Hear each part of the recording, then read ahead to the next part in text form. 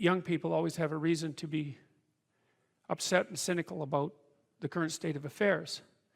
And it's that way forever. And so it's useful, I think, to consider such considerations or such conceptualizations as the patriarchy in that light, because it's an archetypal truth that the social structure is corrupt and incomplete.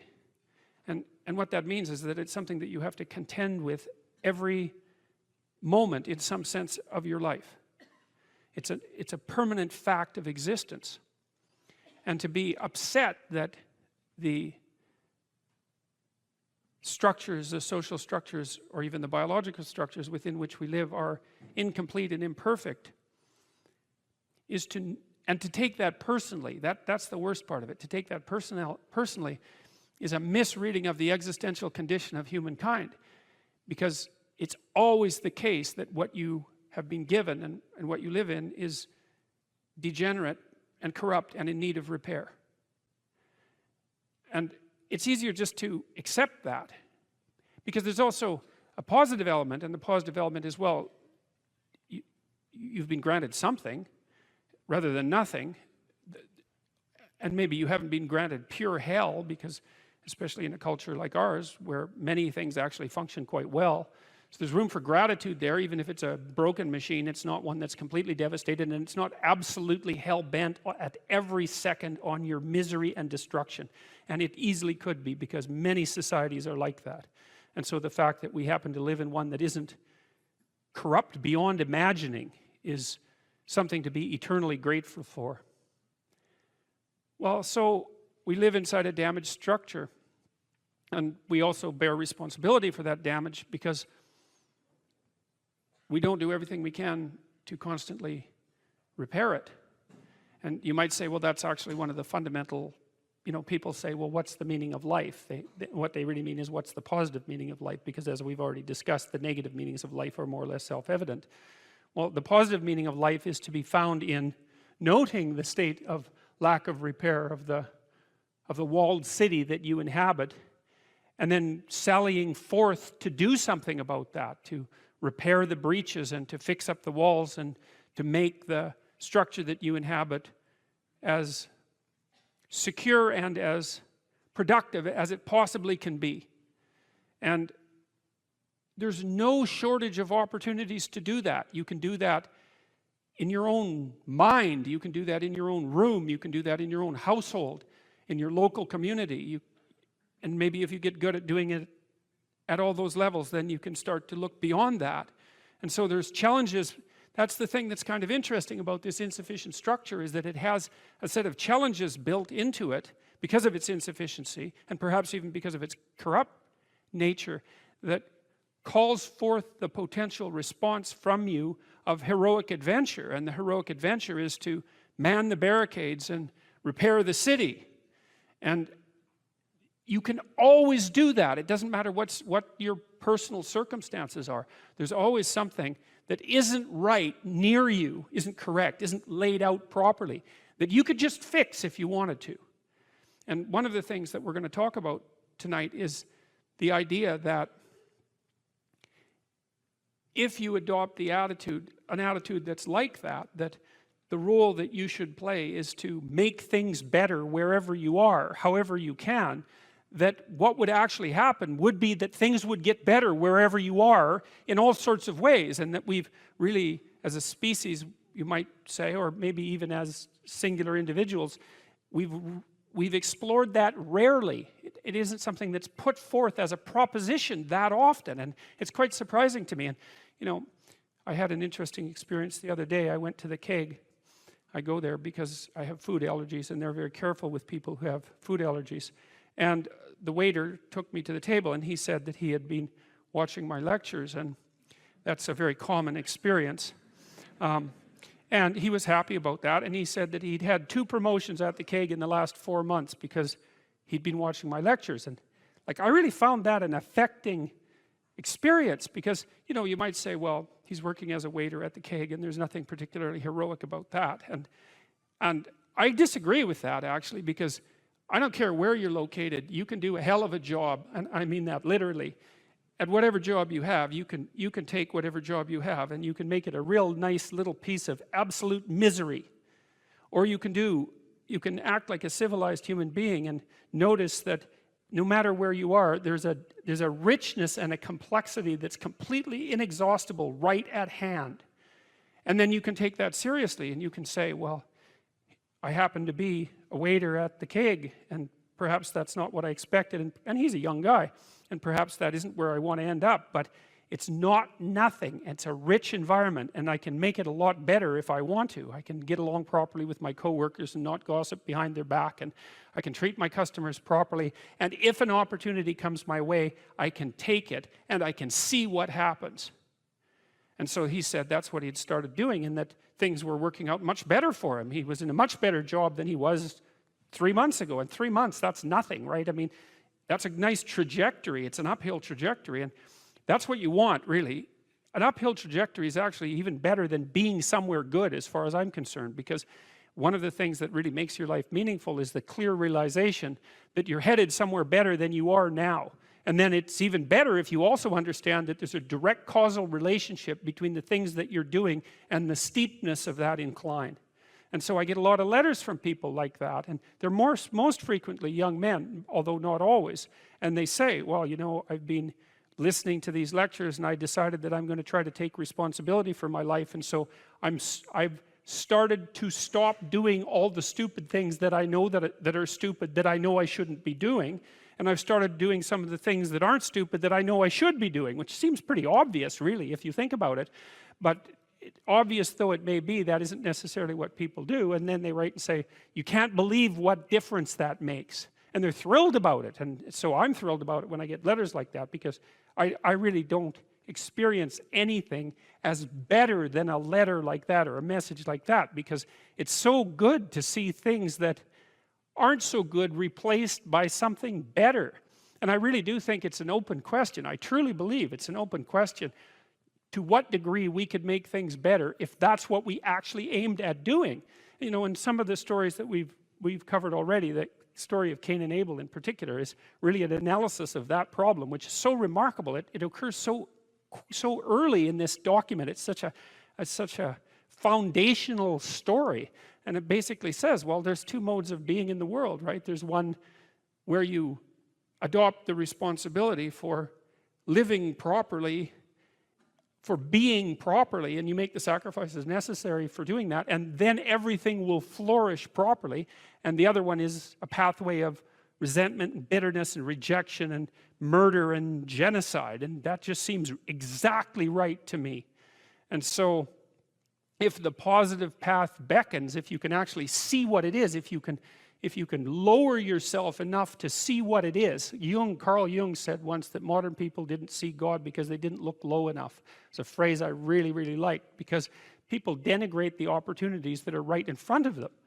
And there's no reason to do that, because what's right in front of you is the majesty of being. That's what's right in front of you. It's inexhaustibly complex and full of potential, and there's no reason to assume that wherever you happen to be isn't as good a starting place as anywhere else. Now, you know, I know some people have terrible, terrible lives. They're in situations that are absolutely unbearable. But I also do know that even situations like that can be made a hell of a lot worse by the worst kind of attitude, that's for sure. So anyway, so that's where you are. You're in a damaged structure. You're a damaged structure. You're in a damaged structure, but, you know, at least it's got some walls. You know, you're not being fed to the lions on a regular basis, so that's a good thing. And you can emerge forward, you know, heroically, magically, to confront the chaos that constantly threatens the structure within which you live. And you can free something as a consequence of that. You can learn something. You can strengthen yourself. That's the other thing, because what you're actually made of, in many ways, that what informs you, what you're made of, is what you encounter when you voluntarily encounter the unknown. And so the more you voluntarily encounter the unknown, the more you get made of. And the more you get made of, the more there is to you. And then the more you're good at encountering the unknown and restructuring order and calling forth proper order out of the potential of being. And God, you got to think, why wouldn't you do that, since you can do that? And it's an endless mystery. You know, I think part of it is that people Well, it's also encapsulated to some degree in the story of Adam and Eve, because what happens to Adam is when he becomes self-conscious, right? He becomes ashamed of himself and regards himself as a lowly sort of creature, and there's endless reasons why people would do that, because of course we're rife with imperfection, and so he hides from God. And I think that's actually the answer to the conundrum, which is that people don't aspire to the highest good because they're deeply ashamed of themselves and their weaknesses and their insufficiencies, and so that's not the only reason. I mean, there's the desire to avoid responsibility, and there's all the negative motivations as well, like resentment and hatred and the desire to make things worse. I don't want to, you know, give us too much of a break, but it's something like that.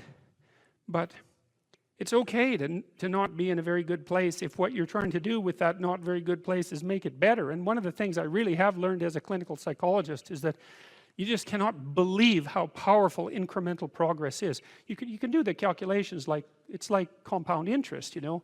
If you make your life 0.1% better a week, man, in 2 or 3 years, you're in such a better place than you were that it isn't even like the same domain. And if you keep that up for 10 years or 20 years, you know, especially if you're young and you start early, you start to straighten yourself out and fix the things that you can fix, you can transform your lives in ways that are completely unimaginable. And God only knows what the upper limit of that is in terms of human possibility, because we are amazing creatures, you know, when we really get our act together and stop running at 10% of our capacity, you know. So that's what you do. You've got, you know, the fact that things aren't exactly the way they should be at least gives you something to do, you know, and that's maybe something great to do, because there's no shortage of suffering and trouble that besets the world that you could conceivably ameliorate in some way. And the utility and meaning, the utility of that and the intrinsic meaning of that is self-evident. So it also makes me curious about nihilism, for example, and despair, because I mean, I understand those emotions, I understand them deeply, and the intellectual mindset that goes along with it, but they just seem beside the point to me in some sense, because there are so many things that need doing that all you really have to do is open your eyes and look at them and then decide that you're actually going to do something about them. And you might think, well, what's within my scope of influence is so trivial that it's not worth doing. It's like, it won't stay trivial for long if you do it. Not at all, and I don't think it's trivial to begin with. I don't think that I really don't believe that anything done right is trivial. And my experience in my life has been that anything I actually did paid off. It didn't pay off necessarily in the way that I expected it to pay off. That's a whole different story. But if it was genuine commitment to do something, even if it went sideways and the outcome was really something other than what I expected, the net consequence over time was nothing but good. So every new frontier that can be conquered is an advance forward, and there's no shortage of frontier because we're surrounded by the unknown, we're surrounded by our own ignorance, and we can continually move into that domain, into the domain of chaos, or we can restructure pathological order, and that's the secret to proper being. And so then you encounter chaos that way, you know, and then you can regard yourself as the sort of entity that, despite its insufficiency, has the capability to conquer chaos, despite the danger of that. That's the other thing, because the fact that you're fragile is actually a precondition for your heroism, because if you weren't fragile, then there'd be nothing heroic about doing something difficult, right? Because if you couldn't be hurt or damaged or defeated or end up in failure, then where's the moral courage in the endeavor? It has to be that the fragility is built into the courage, and so it's not a reason not to engage in it at all. In fact, quite the contrary. And so, any advice for students here? Yeah, read great books. Really, man. You've got this 4-year period that has been carved out of your lives by society. It's given you an identity, like a high-quality identity, and freedom at the same time. And you're not going to get that again in your life. You've got a respectable identity, university student, and complete freedom associated with that, or as near as you're ever going to get. And you've got these unbelievable libraries that are full of the writings of people who are intelligent and articulate beyond comprehension. And you know, and you can go there and you can learn all this. And you might think, well, why should you learn it?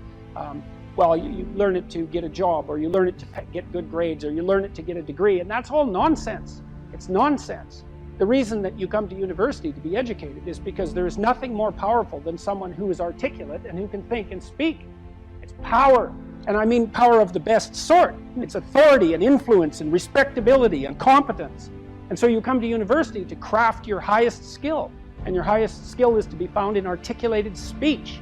And if you're a master at formulating your arguments, you win everything. And better than that, when you win everything, everyone around you wins too. Because to transform yourself into, let's consider your transformation to something approximating the logos. It means you shine a light on the whole world. Well, there's nothing more exciting to do than that. There's nothing better you can possibly do. And to think that you're coming to university to be, trained to have a job, it's like, great, that's a hell of a lot better than being unemployed and covered with Cheeto dust while you're snacking away in front of your video game in the basement. But it's not and I don't have anything against video games, by the way, but it's hardly a triumphant call to being in the world, and that's what university should be calling forth. It's like, God, you people, I know what Harvard students are like. I taught here for 5 years. You people are spectacular. You're spectacular. You're all capable of being world beaters. You transform yourself into something that's articulated and sensible and grounded in history and knowledgeable and wise, man. You can do anything you want, and hopefully anything you want for good. Because if you have any sense, everything you want to do would be for the good, because there's nothing more compelling or meaningful or useful in combating the tragedy of life than to struggle with all your soul on behalf of the good. And the universities have forgotten that. It's why everyone's bailing out of the humanities, and they should. The humanities are corrupt. And they're corrupt because they're not telling students this. It's so bloody obvious. It's like, learn to think, learn to speak, learn to read. It makes you a superpower, an individual superpower. I don't understand why that isn't just told to students. It's not that hard to understand, and everyone wants to hear it. It's like, really? I could do that? I could do that? It's like, yeah, really, you could do that. And the whole society around you has labored for really thousands of years to provide every single one of you with this spectacular opportunity that you have while you're undergraduates and graduate students here, man. Everyone's just praying that you would come here and manifest everything that you could manifest. And that's what you should be doing, instead of waving placards and complaining about how you're oppressed, for God's sake. You see these Yale students complaining about their oppression. It just leaves me aghast. It's like, well, we're against the ruling class. It's like, no, you're baby ruling class members. You're young.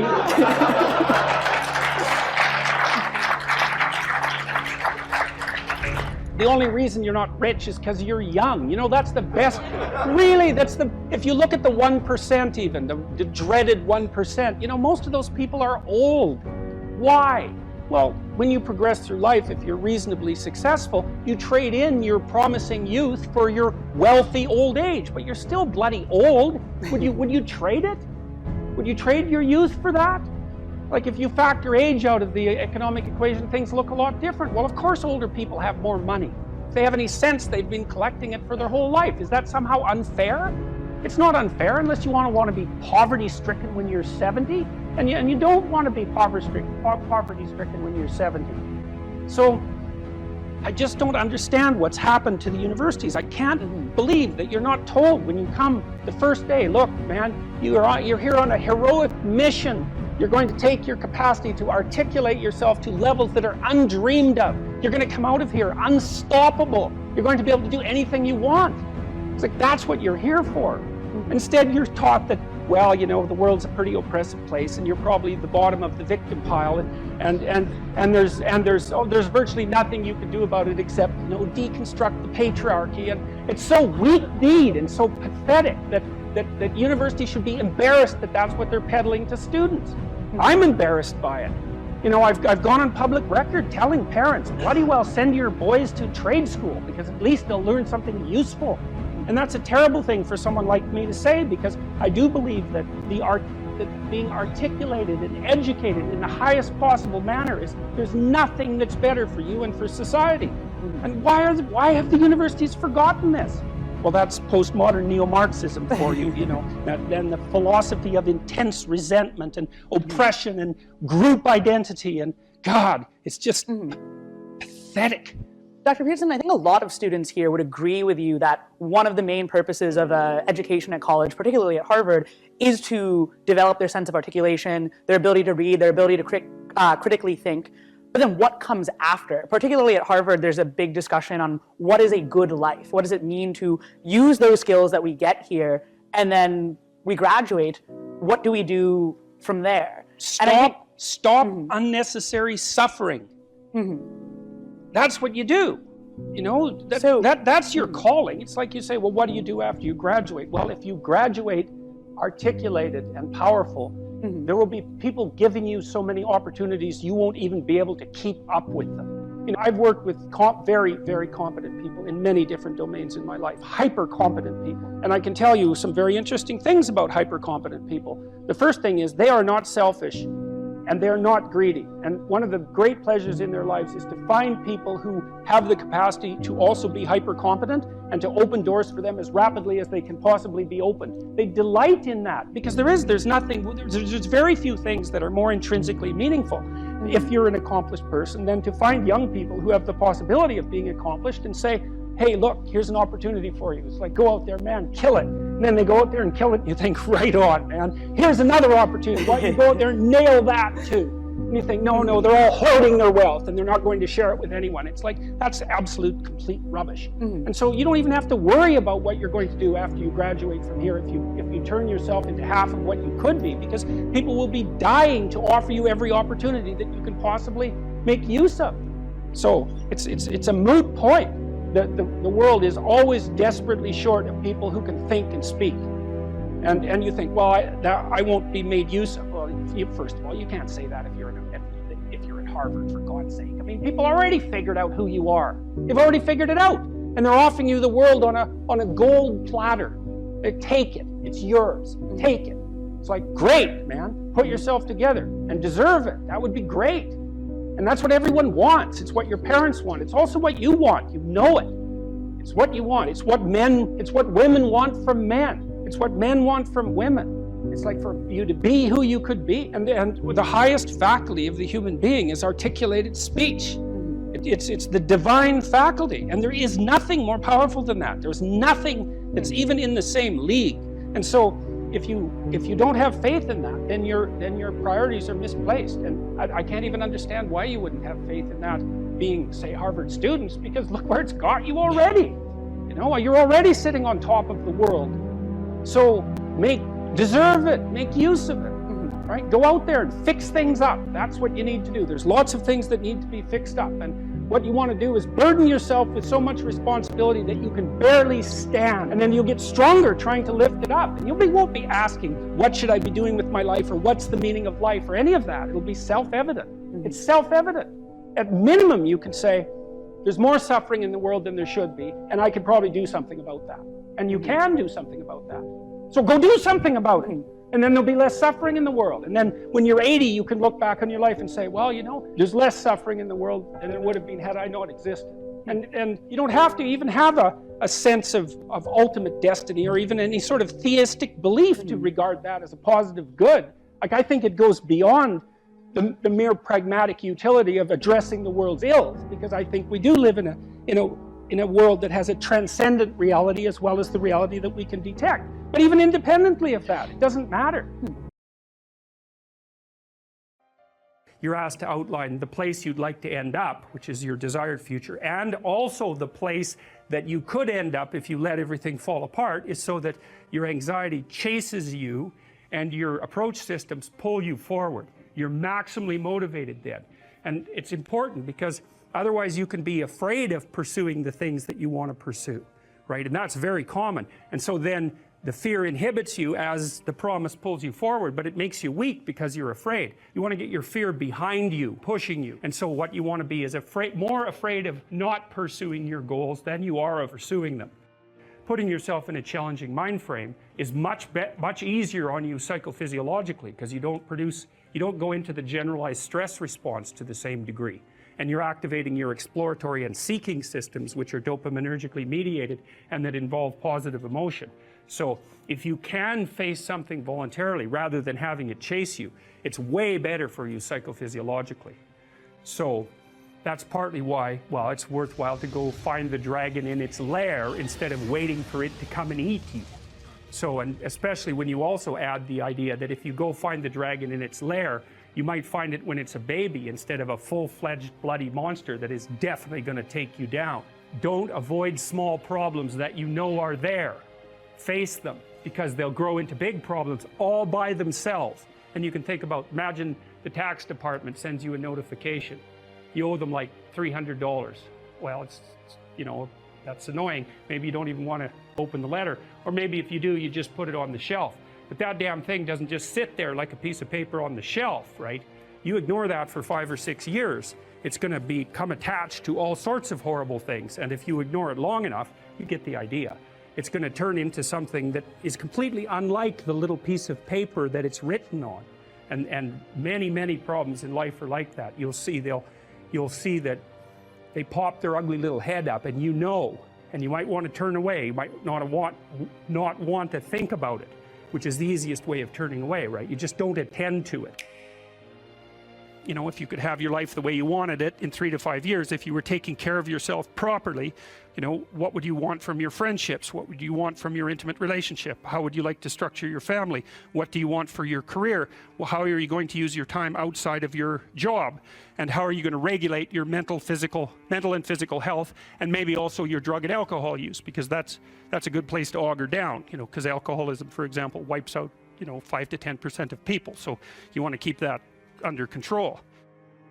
And then, so maybe you develop a vision of what you would like your life to be, and that associates the goal. Well, once the goal is established, and then you break down the goal into micro processes that you can implement, the micro processes become rewarding in relation to their causal association with the goal, and that tangles in your incentive reward system, and that's the thing that keeps you moving forward. And the way it works is that it works better if it produces positive emotion when it can see you moving towards a valued goal. Okay, well, what's the implication of that? Better have a valued goal, because otherwise you can't get any positive motivation working out. And so the more valuable the goal, in principle, the more the micro processes associated with that goal start to take on a positive charge. And so what that means is, well, you get up in the morning and you're excited about the day, you're ready to go. And so as far as I can tell, what you do is you specify your long-term ideal. Maybe you also specify a place you want to stay the hell away from, so that you're terrified to fail as well as excited about succeeding, because that's also useful. You specify your goal. You do that in some sense as a unique individual. You want to specify goals that make you say, oh, if that could happen as a consequence of my efforts, it would clearly be worthwhile. Because the question always is, why do something? Because doing nothing is easy. You just sit there and you don't do anything. That's real easy. The question is, why would you ever do anything? And the answer to that has to be because you've determined by some means that it's worthwhile. Number one, specify your damn goals, because how are you going to hit something if you don't know what it is? That isn't going to happen. And often people won't specify their goals too, because they don't like to specify conditions for failure. So if you keep yourself all vague and foggy, which is real easy, because that's just a matter of not doing as well, then you don't know when you fail. And people might say, well, I really don't want to know when I fail because that's painful. So I'll keep myself blind about when I fail. That's fine, except you'll fail all the time then. You just won't know it until you've failed so badly that you're done. Okay, so once you get your goal structure set up, you think, okay, if I could have this life, looks like that might be worth living, despite the fact that it's going to be, you know, anxiety provoking and threatening, and there's going to be some suffering and loss involved and all of that. Obviously, the goal is to have a vision for your life such that, all things considered, that justifies your effort. Okay, so then what do you do? Well, then you turn down to the micro routines. It's like, okay, well, this is what I'm aiming for. How does that instantiate itself day to day, week to week, month to month? And that's where something like a schedule can be unbelievably useful. Google Calendar. It's like, make a damn schedule and stick to it. Okay, so what's the rule with the schedule? It's not a bloody prison. That's the first thing that people do wrong. They say, well, I don't like to follow a schedule. It's like, well, what kind of schedule are you setting up? well, I have to do this, then I have to do this, then I have to do this, you know, and then I just go play video games, because who wants to do all these things that I have to do? It's like, wrong. Set the damn schedule up so that you have the day you want.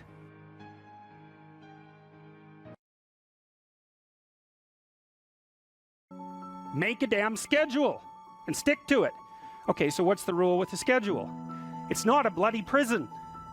That's the first thing that people do wrong. They say, well, I don't like to follow a schedule. It's like, well, what kind of schedule are you setting up? Well, I have to do this, then I have to do this, then I have to do this, you know, and then I just go play video games, because who wants to do all these things that I have to do? It's like, wrong. Set the damn schedule up so that you have the day you want. That's the trick. It's like, okay, I've got tomorrow.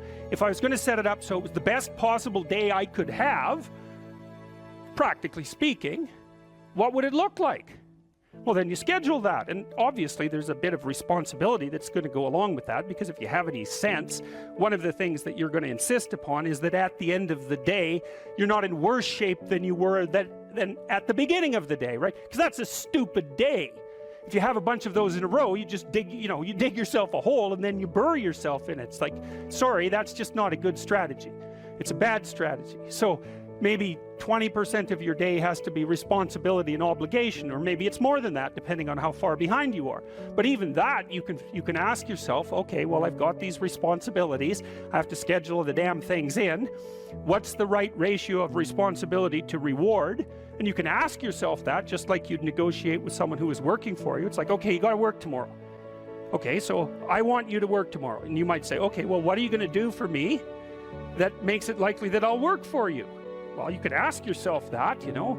So maybe you do an hour of responsibility and then you play a video game for 15 minutes. I don't know, whatever turns your crank, man. But, you know, you have to negotiate with yourself and not tyrannize yourself. Like you're negotiating with someone that you care for, that you would like to be productive and have a good life. And that's how you make the schedule. It's like, and then you look at the day and you think, well, if I had that day, that'd be good. Great. You know, and you're useless and horrible, so you'll probably only hit it with about 70% accuracy, but that beats the hell out of 0, right? And if you hit it even with 50% accuracy, another rule is, well, aim for 51% the next week, or 50.5% for God's sake, or because you're going to hit that position where things start to loop back positively and spiral you upward. Plan a life you'd like to have, and you do that partly by referring to social norms. That's more or less rescuing your father from the belly of the whale. But the other way you do that is by having a little conversation with yourself about, as if you don't really know who you are, because you know what you're like. You won't do what you're told. You won't do what you tell yourself to do. You must have noticed that. It's like you're a bad employee and a worse boss, and both of those work, you know, for you. You don't know what you want to do, and then when you tell yourself what to do, you don't do it anyways. You should fire yourself and find someone else to beat. But you know, my point is that you have to understand that you're not your own servant, so to speak. You're someone that you have to negotiate with, and you're someone that you want to present the opportunity of having a good life to. And that's hard for people because they don't like themselves very much. So, you know, they're always like cracking the whip and then procrastinating, and cracking the whip and then procrastinating. And it's like, God, it's so boring and such a pathetic way of spending your time. And you know what that's like, because you probably waste like 6 hours a day. And I think we did an economic calculation about that a while back, right? Your time's probably worth $50 an hour, something like that. I mean, you're not getting paid that now, but you're young. And so this is investment time. And what you do now is going to multiply its effects in the future. So let's say it's $50 an hour, which is perfectly reasonable. So if you waste 6 hours a day, and you are, then you're wasting about $2,000 a week, or about $100,000 a year. So like, go ahead, but that's what it's costing you every hour. And you need to know what your damn time is worth. So let's say it's not $50, it's 30, whatever. Maybe it's 100, it's somewhere in that range. One of the things you should be asking yourself is, when you spend an hour, was that, well, would have I paid someone $50 to have had that hour? And if the answer is no, it's like, well, maybe you should do something else with your time. And it depends on whether or not you think that your time's worthwhile. But the funny thing about not assuming that is, if you assume your time isn't worthwhile, what happens is you don't just sit around sort of randomly in a state of responsibilityless bliss. What you do is you suffer existentially. I don't know if you can be less afraid of death exactly. But I think that here's a hypothesis, and this is a Socratic hypothesis. I write about this in my book too, by the way. Maybe if you live your life thoroughly, right? You take use of the advantages, make use of the advantages that are put in front of you, make use of your talents, say yes to things, tell the truth, like stand up and get at it, assuming that you can do that, you know, because some people are very ill and hurt, but assuming you can do that, I think the only way to combat fear of death is to live fully. And I think that that might actually work. I kind of wonder, I've talked about this with my father too, who's getting pretty old. You know, I've asked him if, for example, if he could be transformed back into an 18-year-old, knowing what he knows now, would he do it? And he was ambivalent about that. You know, he didn't say no, but he didn't say yes. And we talked about this idea that if you lived your life fully, you know, maybe that would be good enough. Because, you know, I loved having kids, but I don't feel that I would have kids again, you know, because in some sense I've already done that. And so maybe there's a set number of adventures that you have to go on in your life. Let's say you have to be married, you have to have kids, you have to have a career, you have to have friends, you have to have something useful to do with your time outside of work. Those are all things that are covered in the Future Authoring Program, by the way. Maybe if you do all those, it's like, that's good enough. You've had your life and that's enough. I mean, I don't know. 10 years ago, I thought, you know, if I could extend my life radically, then I would. And I'm not so sure about that now that I'm 55, you know, I'm getting older. I kind of have a suspicion that you might come to an end, you know? That's what it looks like. I mean, I don't want that to be soon, but maybe you exhaust yourself in your life, you know, maybe you can, so that there's nothing left of you, really.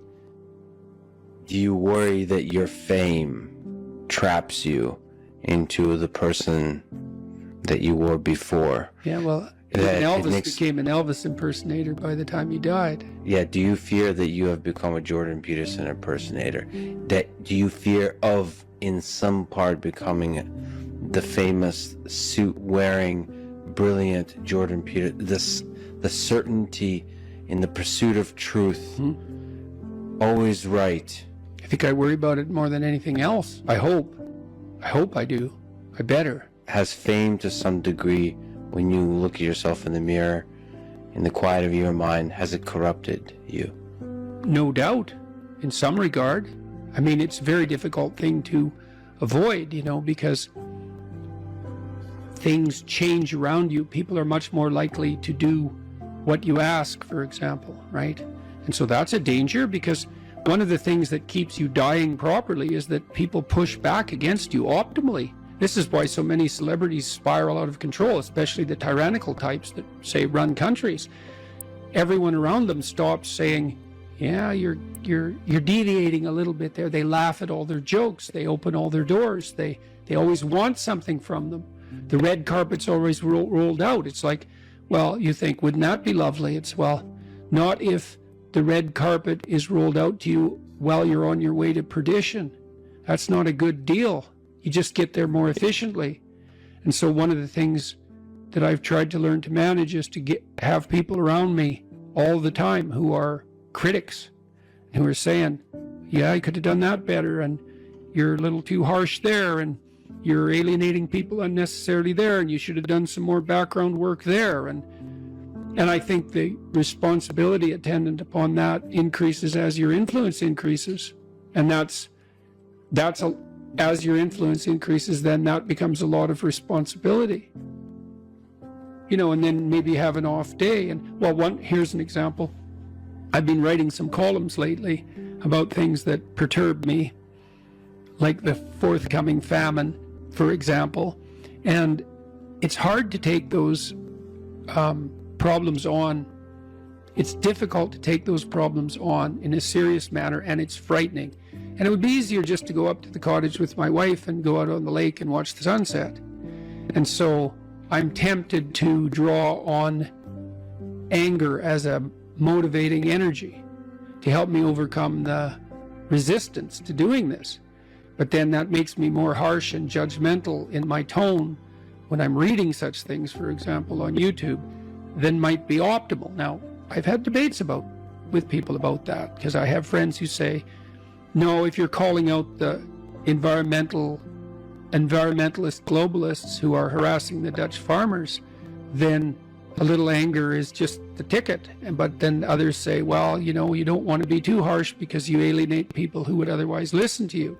It's like, that's a hard balance to get right. But also maybe anger hardens your mind to where you don't notice the subtle, quiet beauty of the world. The quiet love that's always there, that permeates everything. Sometimes you can become deeply cynical about the world if it's the Nietzsche thing. Yeah. Battle not with monsters, lest ye become a monster. Yeah. And if you gaze into the abyss gazes also into you. Right. But I would say, bring it on. Right? Because I also say, knowing that he's absolutely right, but if you gaze into the abyss long enough, you see the light, not the darkness.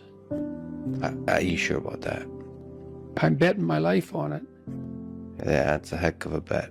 Well, that's... Because it might distort your mind to where all you see is abyss. Is abyss, Yeah. is the evil in this world. Well, then I would say you haven't looked long enough. You know, that's back to the swords, the flaming swords. It's like, so I said the whole story of Christ was prefigured in that image. It's like the story of Christ psychologically is radical acceptance of the worst possible tragedy. That's what it means. That's what the crucifix means. Psychologically, it's like gaze upon that which you are most afraid of. But that story doesn't end there, because in the story, it has to be a voluntary journey to hell. And maybe that's true for everyone. There is no more terrifying idea than that, by definition. And so then, well, do you gaze upon that? Well, who knows? Who knows? How often do you gaze upon death, your own? How often do you remind yourself that this ride ends? Personally? Personally. All the time. Because you, as a deep thinker and philosopher, it's easy to start philosophizing and forgetting that you might die today. The angel of death sits on every word. How's that? How often do you actually consciously all the time notice the angel? All the time. I think it's one of the things that made me peculiar. When I was in graduate school, you know, I thought about, I had the thought of death in my mind all the time. And I noticed that many of the people that I was with, these were people I admired fine. That wasn't part of their character, but it was definitely part of mine. I'd wake up every morning. This happened for years. Think, time's short, get at it. Time's short, get at it. There's things to do. And so that was always, it's still there. And it's still there with, I would say, and it's unbearable in some sense. Are you afraid of it? Like what's Afraid your of death? relationship? Yeah. You know, I was ready to die a year ago. And not casually. I had people I loved, you know. So no, I'm not very worried about me, but I am very worried about making a mistake. Yeah. I heard Elon Musk talk about that a couple of months ago. It was really a striking moment. Someone asked him about death, and he said, just offhand, and then went on with the conversation. He said, that'd be a relief. And then he went on with the conversation. And I thought, well, you know, he's got a lot of weight on his shoulders. I'm sure that part of him thinks, it'd be easier just if this wasn't here at all. Now, he said it offhand, but it was a telling moment in my estimation. So for him, that's a why live question. Hmm? The exhaustion of life. Yeah. If you call it life is suffering, but Yeah. the hardship. I'm more afraid of hell than death. You're afraid of the thing that follows. I don't know if it follows or if it's always here. And I think we're going to find out. What's the connection between death and hell? I don't know. And I don't know. I don't know. Is there something that needs to be done before you arrive? You're more likely to die terribly if you live in a manner that brings you to hell.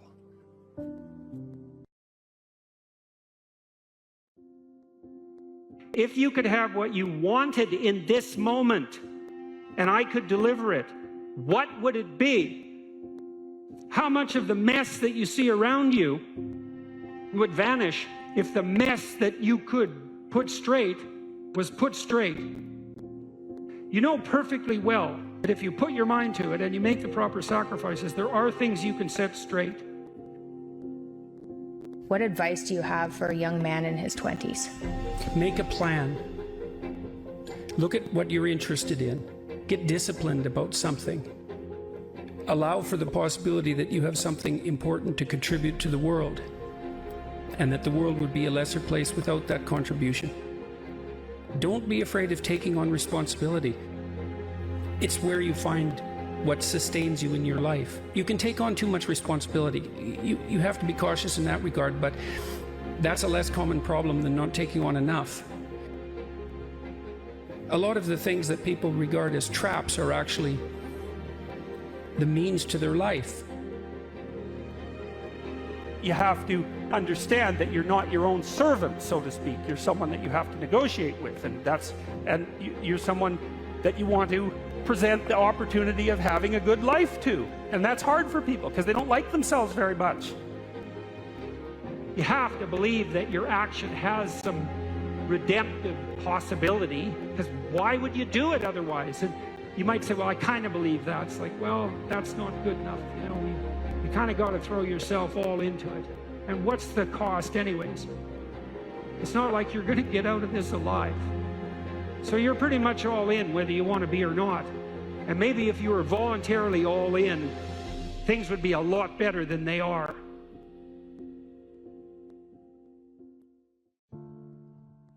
If the world isn't everything that you want it to be, maybe you're not acting the way you should. One of the things people do to buttress themselves against failure is to never let themselves really gain clarity about what they need and want. Let's say you try something, but you only do it half-heartedly.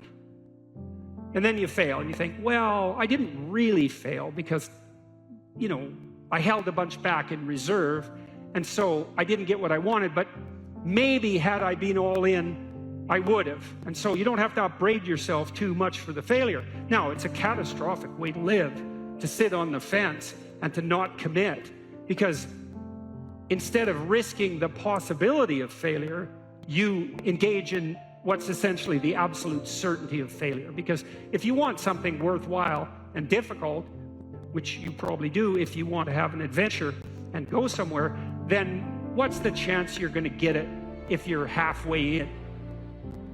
You can't be halfway in, but that sort of protects you against failure, because you can tell yourself, well, if I tried, I could have done it. It's like, you know, you tell yourself that 200 times and your life's over.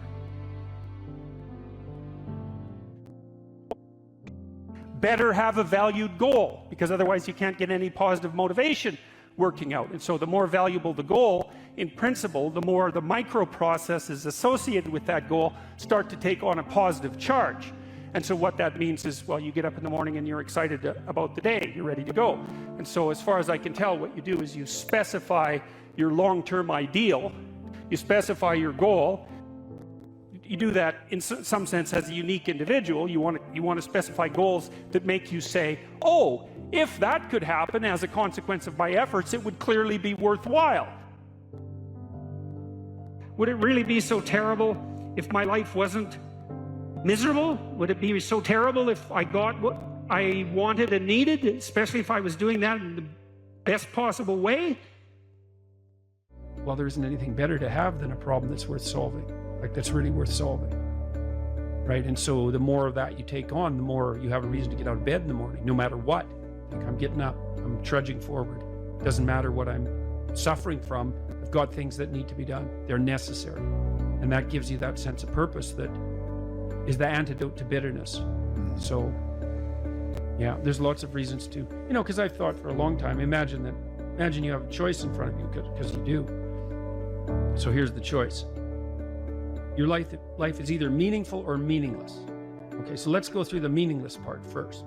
Because you think, well, of course I don't want it to be meaningless. It's like, yeah, just hold on a second. Nothing you do matters. And so impulsive pleasure is the order of the day. No responsibility. You can do whatever you want. It's like Pleasure Island in Pinocchio, right? Or it's like Neverland in Peter Pan. You're still a kid. You can play all the time. Yeah. Impulsive pleasure and no responsibility. That's the reward for meaninglessness. Well, but then the other side is, okay, well, let's say you want your life to be meaningful. It's like, okay, then what you do matters. It actually matters, right? Make a mistake, hurts you, hurts your family, hurts the world in a deeper way than you think. And you have to be awake to that. And then you have to take it on yourself. If you concentrate solely on your career, you can get a long way in your career. And I would say that that's a strategy that a minority of men preferentially do. That's all they do. They work like 70, 80 hours a week. They go flat out on their career. They're staking everything on the small probability of exceptional status in a narrow domain. But it's hard on them. They don't have a life. It's very difficult for them to have a family. They don't know how to take any leisure activity. Like, they get very one-dimensional. Now, it may be that unidimensionality is the price you have to pay to be exceptional at one thing, right? Because if you're going to be something like a genius-level mathematician, and you want to do that or a scientist, say, it's like you're in your lab all the time, you're working 70 hours a week or 80 hours a week, you're smart, you're dedicated, you're unidimensional, and that's how you get to beat all the other people who are doing that. It's the only way. But the problem is you don't get a life. Now, if you love being a scientist and you have that kind of focus of mind, well, first of all, you're a rare person, and second, you're going to pay for it. But fine, more power to you. But it's a risky business to do that. You sacrifice a lot for it. And I would say most often, if you're speaking about having a healthy life, that isn't what you do. You spread yourself out more. So, you have a family, you have some things that you do outside of work that are meaningful to you and useful. You have a network of friends. Well, those 3 things alone, or 4 things alone, are plenty to keep you well oriented. And then if one of those things collapses, everything doesn't go. Now, the price you pay for that is the more you strive to optimize that balance, the less likely you are to be fantastically successful at any single one of them. But you might have a very, if you consider your life as a whole, that might be a winning strategy. One of the things Carl Jung said, I really liked this. He thought that men went after perfection and women went after wholeness. There's something different at the top of the value hierarchy. So perfection would be stake it all on one thing and look for radical success. Not that all men do that, because they don't, but we're talking about extremes, at least with regards to the men that do that. The wholeness idea is more like, well, it's like I want one thing in my life to be 150%, or I want 5 things in my life to be 80%. Well, there's a lot more richness in a life where you have 5 things operating at 80%, but you're not operating at any of them at 150%. So, and I really believe this because I've watched men and women go through their careers now for a long period of time, and one of the things there's lots of things that produce this, but one of the things that I've noticed is that mostly women in their 30s bail out of unidimensional careers. They won't do them. They won't put in the 80 hours a week that they would have to put in order to dominate that particular area. And it isn't, the reason that they won't do it is because they decide it's not worth it. And no wonder, because why would that be worth it? You have to ask yourself that. It's like, well, you want to be an outstanding scientist. It's like, okay, really, that's what you want, because that means that's what you do. Because you're competing with other people, they're smart, they're hardworking, and if you want to be at the top, you have to be smarter and work harder than any of them. And working hard means working long hours. I mean, it also means working diligently, but in the final analysis, it's also an additive issue. If I'm smart and hardworking and I can crank out for 70 hours a week, and you do it for 30, it's like, in 2 years, I'm so far ahead of you, you will never, ever catch up. So, anyways. And I think partly, maybe part of the reason too that women are oriented that way more than men, I think there's two reasons. One is socioeconomic status does not make women more attractive on the mating market, but it does make men more attractive. And the second is women's time frame is compressed, right? Because guys can always say, well, I'll have kids later, and they can say that till they're like 80. Whereas women, it's like, no way, man, you got to get it together by the time you're, let's say 40, but really probably by 35, but definitely by 40, because otherwise it ain't happening. And that's bloody dreadful. One of the common routes to extreme unhappiness is to want children and not have them. I wouldn't recommend that. You know, you see couples who are in their 30s. 1 couple in 3 over the age of 30 has fertility problems. That's defined as inability to conceive after 1 year of trying. 1 in 3. So it's worth thinking about, because people are very, very unhappy if they want to have kids and then they can't. Man, you're in the medical mill for 10 years if that's what happens to you. We've got a hypothesis that we're still working out that's supported to some degree by the relevant literature. So imagine that you're looking for a stable partner, right? So you might think, well, what do you want in a stable partner? And at least in principle, one of the things you don't want is too much mismatch between you and that person on the 5 fundamental dimensions. So for example, if you're really extroverted and you have a really introverted partner, you're going to engage in continual conflict about how much social activity the two of you should subject yourself to. And it's very, very difficult for people who widely differ on those dimensions to come to consensus, because it's not just a matter of opinion, right? It's really a matter of different, if you're looking at extremes, of really different types of people. And the thing about introverts is they just don't enjoy large-scale social interaction that much. One-on-one they're often fine, but in a group they don't like that, and it tires them out. Whereas a real extrovert, it's like you isolate them and they just wither on the vine, because a huge part of what actually motivates them in a positive way is tangled up with social interaction. And so if you're an agreeable person and you have a particularly disagreeable partner, you're also going to run into problems, because the agreeable person will say whatever you want whenever, and the disagreeable person will say, well, I'd like to know what the hell you want for a change, and be much more harsh and much more demanding in the situation. And the agreeable person is going to find the disagreeable person harsh and unpleasant, and the disagreeable person is going to find the agreeable person wishy-washy and unable to stand up for themselves. And again, that's actually one of the primary sources of tension between men and women, because women tend to be higher in agreeableness than men. It's about half a standard deviation, which is quite a large difference by psychological standards. And so what that means, I probably haven't got the statistic quite right. If you have a group of men and women and you pick out random pairs, the woman is going to be more agreeable than the man 60% of the time. So that's not an overwhelming proportion, but it's reliable, and it's quite large by psychological standards. So there's the problem with agreeableness. With conscientiousness, well, if you're conscientious, you're industrious and orderly. And orderly people seem to be sensitive to disgust, which is something we'll talk about in detail later. We've had a hard time specifying exactly what makes industrious people industrious, because it's hard to come up with an animal model for that sort of thing, and there's no theoretical model. But our latest idea is that, it's not my idea, it's actually the idea of my graduate student, Christine Brophy, is that industrious people find it unpleasant and unsettling to not be doing something. So it isn't so much that Here's some items, so you guys can do a quick big 5 on yourselves, and I'll tell you the upside and downside of it. So if you're orderly, you follow a schedule.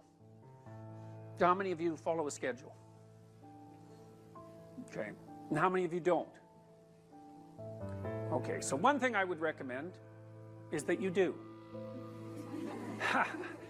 And I'll tell you why. Like, intelligence is a very good predictor of academic performance. And there's not a lot you can do about your intelligence. I mean, you can squander it, but it's very difficult to improve it.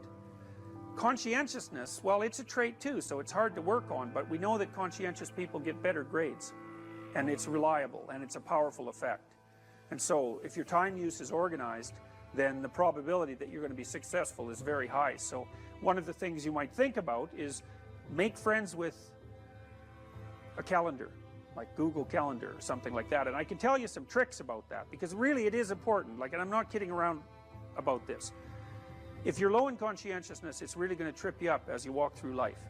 There's not very many advantages to it that I've been able to see, and I'm not assuming that just because you don't follow a schedule you're low in conscientiousness, but it is one of the items that mark it. The advantage I've seen so far to being unconscientious is that if you become unemployed, it doesn't bother you as much. And I mean, that actually turns out to matter in some situations. So like, you know, if a big company has to shed 50% of its employees, it's the conscientious people are going to suffer themselves to death for it. And the unconscientious people, they're not going to care anyways, because they weren't working anyways. So it doesn't matter if they have a job or not.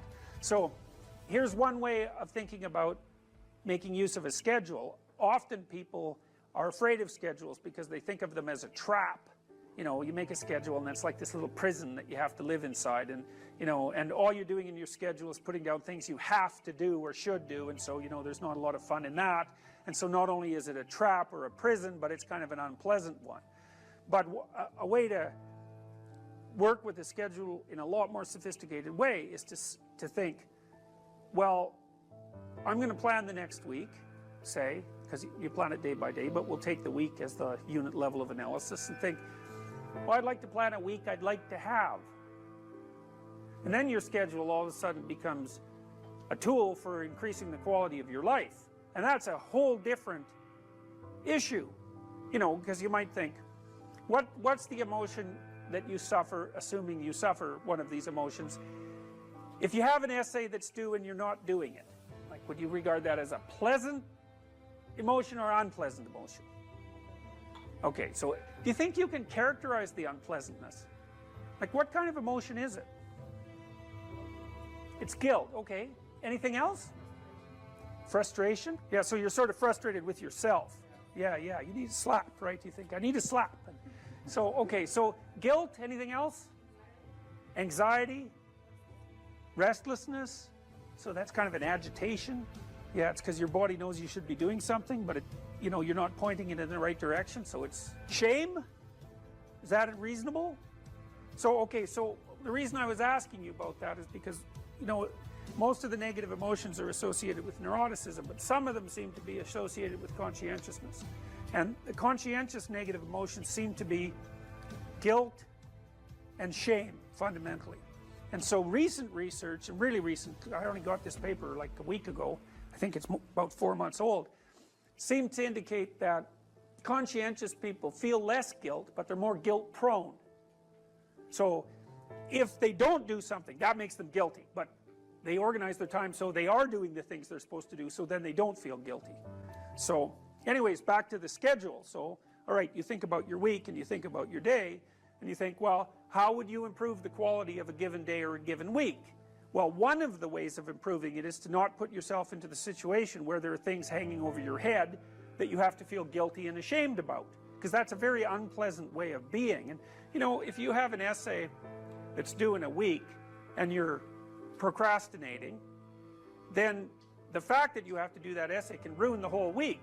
And even when you're doing something that's positive, hypothetically, it's kind of that horrible kind of positive that you experience when you know that you should be doing something else. And so that's when you end up watching YouTube videos about like dancing cats or something like that. You know, and it's at best it's a guilty pleasure. It's not a pleasure at all. You think like, what the hell am I doing watching videos of dancing cats, you know? But then you know that you're procrastinating, and that's low quality, very low quality existence. So if you use your schedule, you can think, okay, well, here's some times that I'm going to do this work. And then you can also sort of ask yourself about that when you're designing your schedule. Because you don't want to design a schedule like you're Adolf Hitler telling yourself what to do, you know, because you're not going to comply with it then. What you have to do if you're going to design a schedule is you have to ask yourself, all right, I'm going to set aside some time to study over the next week or to do this essay or whatever it is. How much time would I actually spend studying? An hour or two a day might be a worthwhile thing to schedule in, and I would say don't schedule in more than that to begin with, because then you'll fail and then you'll stop using the schedule. And so the other thing you want to do is you want to schedule in things that you want to do, and then you want to look at the day or the week and you want to think, hey, that's a week I'd like to have. If I had a week like that, it would be good. You know, I'd be caught up, so so that all that negative emotion doesn't have to accrue. And I would have done a bunch of things that I'm interested in doing, and at the end of the week I'd be in better shape than I was at the beginning. And if you treat a schedule like that, so that what you're using it is to design the days and weeks that you want to have, instead of using it as this little, jail that you have to put yourself in that you're not going to do anyways, then you can learn to use them. And that's one thing you can do to make yourself more industrious, more conscientious. Follow a schedule. I've told people to learn to use a schedule, and people often hate schedules because they act as their own tyrants, right? They say, well, you have to do this unpleasant thing, and then here's another unpleasant thing you have to do, and then you have to do this unpleasant thing, and you do that for about 3 days, and you think, to hell with this, I'm not doing that, and you fall off the wagon. That isn't what you're supposed to do with a schedule. You're supposed to use it to design the days that you would like to have if you were taking care of yourself. And so some of that is, you wake up in the morning and you think, here's 5 things I have to do that if I don't do, my life will be worse. It's like paying bills, for example, or taking out the garbage. It's like you have to do those because otherwise things degenerate. So you got to put some of those in the schedule, because otherwise tomorrow is worse than today, and that's a bad trajectory.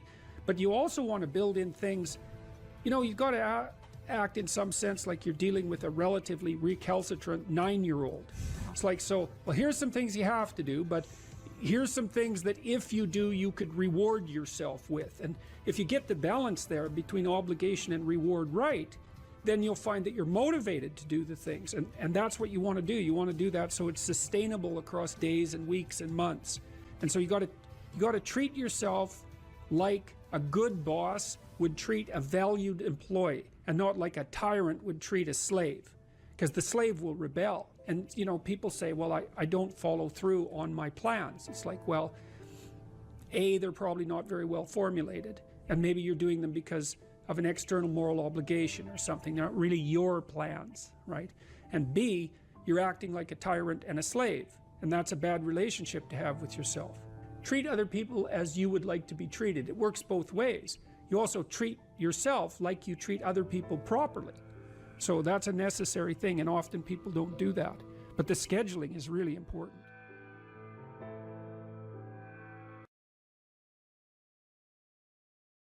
One thing about the dopamine system that's so important and also explains a lot of pathology, but also a lot of human evolution, is that we have basically one major reward system, which is the dopaminergic system.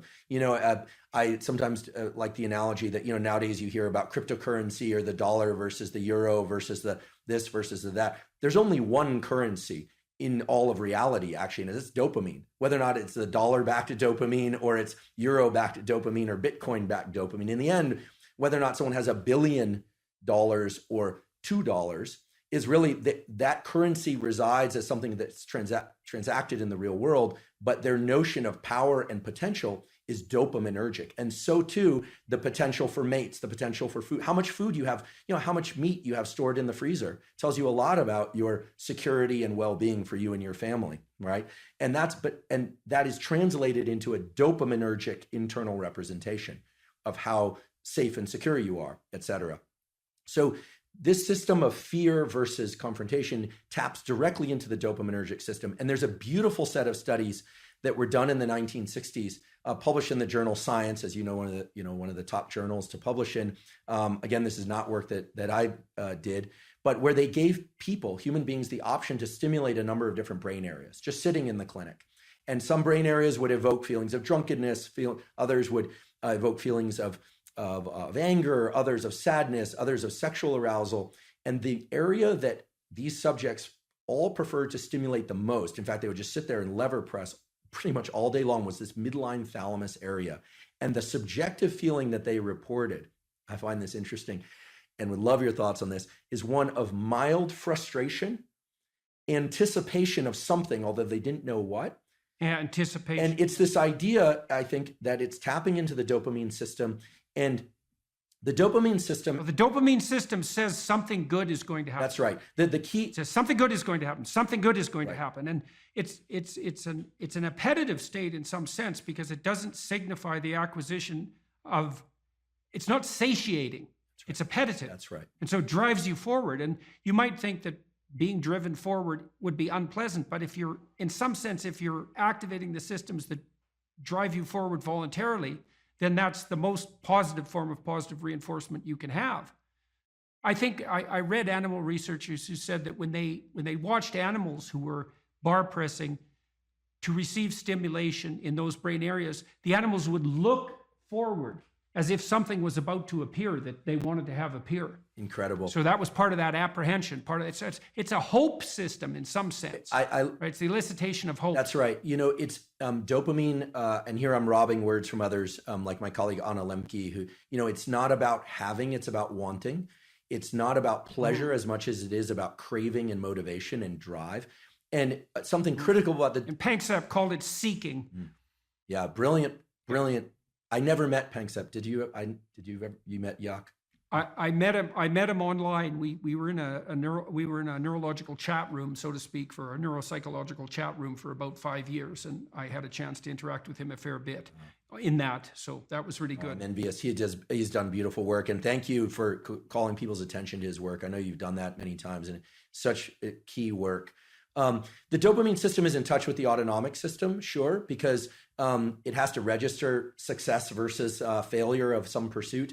The prefrontal cortex is actually part of the dopamine reward system. People often overlook this, and then we just think about nucleus accumbens and ventral tegmental area. But the prefrontal cortex, because as you pointed out before, it is generating possible outcomes, different rules, different selves are being projected into the future.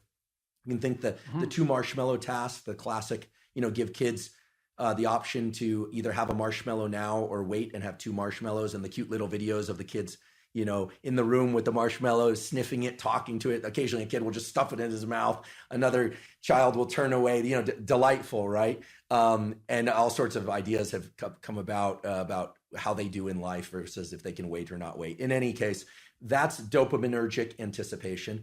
The key thing with dopamine, I think, that encapsulates the most of it is this notion of reward prediction error, which is very simple. If you are excited and anticipating something, you are generating some internal sense of the probability of it happening. We're going to the ice cream store, kids. Let's go. We're going to have ice cream. We have ice cream. It's closed. The disappointment that they experience actually brings them far lower than they would feel, much more sad than they would feel than had you not told them you were going to get ice cream, which speaks exactly to what you were saying, that it's an anticipation signal. So dopamine's going up, we're going to get ice cream, and then no. So it drops below baseline. They would have been better off being not told they were going to the ice cream store. Just drive right by it. The danger of hope. The danger of hope. If you anticipate that it's going to be open, and again, this could translate to any scenario, and it's open, there's a dopaminergic signal upon receiving the reward, but it then drops a little bit. This is the basis of addiction, actually, drops a little bit below baseline transiently. So we always think of the ice cream is the reward. Well, actually, the reward was right before you had that first lick of ice cream because you know you're going to get it. This is also true of sexual behavior. It's true of people who sell a company or they're anticipating something exciting, or of a wedding. It also sort of partially explains this notion of postpartum depression, where people are so excited about something, the delivery of a child or something, in the arrival, and then for some reason they feel let down. It's because the anticipation was that great. So many scenarios. There might be an exhaustion component there too. Right. Well, it's also the case, if I remember correctly, that dopamine kick, so imagine what it does is backtrack the neural systems that were activated as the reward was approached. So then it feeds back reinforcement, not reward, but mediates cellular growth and maybe myelinization. It's increasing the efficiency of the neural connections of the systems that were activated just prior to receiving that reward in the order they were prioritized, That's right. in the order they were manifested. So the closer the behavior is to the receipt of the reward, the more it's reinforced and more likely to be manifested in the future. And then there's a decay function going back in time. So, and that's partly how an addictive subpersonality can grow too, right? Because you can imagine that there's a certain state of mind that you're in. Maybe it's a state of something approximating nihilistic hopelessness that grips you every time you're motivated to seek out your favorite drug. And that's fairly far back in the activation chain, but it's there every time you take a hit. So what happens is the dopaminergic reinforcement produced by the drug reinforces that nihilistic hopelessness that drives the drug-seeking behavior. That's right. And that's how, in part, you develop a monkey on your back. Yeah, I love the example, even though I'm sad that it happens for people. I love the example because what you're saying is that, and it's exactly right, that the memory for events and states of mind and emotions that preceded a successful collection of reward or arrival at reward is set into a huge number of motor commands, some of which are subconscious. And Right. and the ultimate dopamine signal, actually I experienced this the other day. I can give an example. My girlfriend and I decided to go to the beach. We were going to go do this little ritual that we've been talking about doing for a while. And I had on a piece of paper what we had written out we were going to do. And I had it in my back pocket. And we got to the ocean and the sun was setting. It was sort of perfect timing for this. And the piece of paper was gone. And I thought, oh my goodness, how did I screw this up? Like, of all the things, you know, I'm supposed to, you know, I'm 47 years old. This is not like I should be able to do this, you know, that Get your I act blew together. it. Yeah, I blew it. So I went back to the car, long walk, looking everywhere. It was not a windy day, but I thought, gosh, where's this piece of paper? Looking around, didn't find it. Went all the way back to the car, wasn't in the car, came all the way back. And I was walking toward her. I saw her and I thought, okay, this is really embarrassing. I'm going to just have to wing it or remember. We didn't have our phones intentionally either, so we couldn't look it up. And then I saw the piece of paper on the beach and it was partially buried in the sand. I picked it up and I was elated. What happened there was my dopamine had dropped way below baseline because I was disappointed that I'd lost it, disappointed in myself, et cetera. And then I found it. Right. And right. so Your anticipation was for nothing. Exactly. So you got punished by yourself for that. Exactly. Because that should be eradicated. If you're highly anticipatory and it doesn't make itself manifest, then you were seriously wrong. So you're going to take a emotional hit as a consequence of that. I think that's also associated, that emotional hit, that pain that you feel, I think that's actually associated with the beginning stages of the death of the systems that mediated that initial response. Because you should eradicate systems that make you anticipate that don't work, right? And that means those systems, which are already instantiated and alive in some sense, have to decay and die. And it strikes me as highly probable that you're going to pay a price in something approximating pain for the death of those malfunctioning systems. It's also why, because why wouldn't they fight for their lives to some degree? Why wouldn't they resist the decay and death that might be necessary to keep you going? Why, there should be some pain associated with that logically, because it is a biological transformation. yeah, it's an interesting a lens to view it through. That self image that I had in that moment of, you know, I'm the responsible partner who can take care of a simple thing, right? For this nice little ritual that we'd been talking about doing for a while. I failed, right? So that part. Well, it's also so interesting. You think about that. This is a depressive cascade, eh? And it's very hard to bind because imagine you anticipate something and then you make a mistake.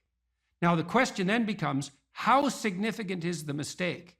And one view of your error would be, well, the paper blew out of my pocket and that could happen to anybody. And the more catastrophic interpretation would be, and it's an extension of the thought path that you started to walk down, well, I'm near 50 years old, I should be much more responsible than this, and there's something wrong with me as a person. And then a depressive person would go even further. They'd say, well, not only is there something wrong with me in this decision, this is a decision like every other decision I make right now. I never make a good decision. In the past, I've never made a good decision, and there's no way I'm going to change in the future. And so the depressive takes that punishment response, let's say, that's a consequence of failed anticipation, and can't bind it. It just takes out all of their potential future selves. That's a good way of thinking about it. Yeah. And so then they're in a depressive pit. Yeah, So that's too much learning from failure. right. I'm really I'm grateful for your insight on this, because indeed, if I'm honest, my thought train went to the point of, you know, I didn't think, oh, I'm a total failure because I lost this piece of paper. I thought to myself, well, you know, if it were a priority, I would have ensured I wouldn't have lost it. Right.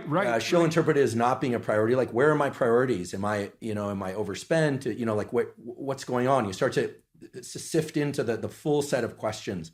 And then, of course, finding the paper resurrects the sense of self. It was, you know, I think it was in that movie Pulp Fiction. Yeah, well, that binding problem is really tricky, eh? Because so there's some good rules of thumb for that, which is one of the rules of thumb for that's extremely useful, that's socially instantiated, is innocent until proven guilty. Right, so you might say when those thoughts come up, because they're adversarial and accusatory thoughts, you might say, well, that is part of the realm of possibility, but I shouldn't, when your child does something wrong that's minor, you don't say you're a rotten kid, right? You say, you bind it, you say, look, kid, here's a bunch of things you're doing right. But in this particular example, specific situation, here's the minimal thing you did incorrectly and how to alter it.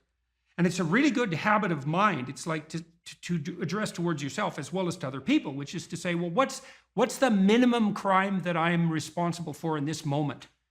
And that's part of this miracle of the presumption of innocence, and especially without proof. And a lot of what I did in my clinical practice to people who had a depressive temperament was help them make a case for themselves. It's like, well, maybe you're as bad as you think you might be, but maybe not. Let's take the contrary argument. Let's make you as innocent as you can be in this situation and only narrow the repair to the absolute minimum that needs to be manifested. Well, so you're moving from point A to point B in your little circumscribed world. You've made everything invisible. And as long as that works, then your theory's good enough. It's accurate enough. It's true enough. You're in your little paradise.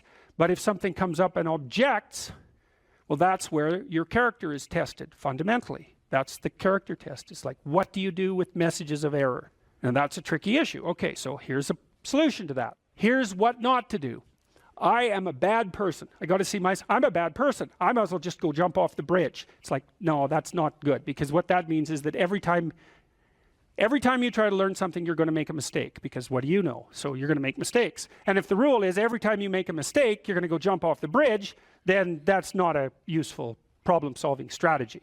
And so when you make a mistake, you don't get to beat yourself to death with a club. It's a bad strategy, and you'll have your internal tyrant in there who's perfectly happy about doing that. That's the, overactive superego that Freud talked about. Maybe it came to you via a parent who was too authoritarian, or a grandparent, or maybe it's just you because you're disagreeable and neurotic, and so you'll take or hyper-conscientious. You'll take yourself apart. Well, you've got a problem. Something has objected to you. Then the question is, well, what does that mean? Well, maybe you're not looking at the world right. Maybe your goals are wrong. Maybe you're not acting properly. It's okay. So the question that arises when an obstacle emerges is, which part of this structure needs attention? And the first answer can't be all of it, which is why when you're arguing with someone in an intimate relationship and you're angry at them and you want to win, which is a big mistake, you want to win, you say, well, this is what you're like. Here's another 10 examples of how you've done that in the past, and I can enumerate more of them if you'd like. And so that's actually what you're like, and I've tried fixing you and it didn't work, and so it looks like you're going to be like that up into the future, and you're basically saying to them, well, you're a bad person, and the only thing they can do is either collapse or punch you. And punching you is actually better than collapsing. You know what I mean? It's such a counterproductive way of arguing. You don't leave the person any out. And so maybe, well, they're civilized, so it doesn't get physical. Well, maybe that's good and maybe it isn't. But then they end up either really not happy with you in a way that they will manifest the first possible opportunity they get, or they have to go off in the corner and cringe. It's like, great, you won. It's like now your partner's either hates you or is cringing. It's great. That's a real good victory, man.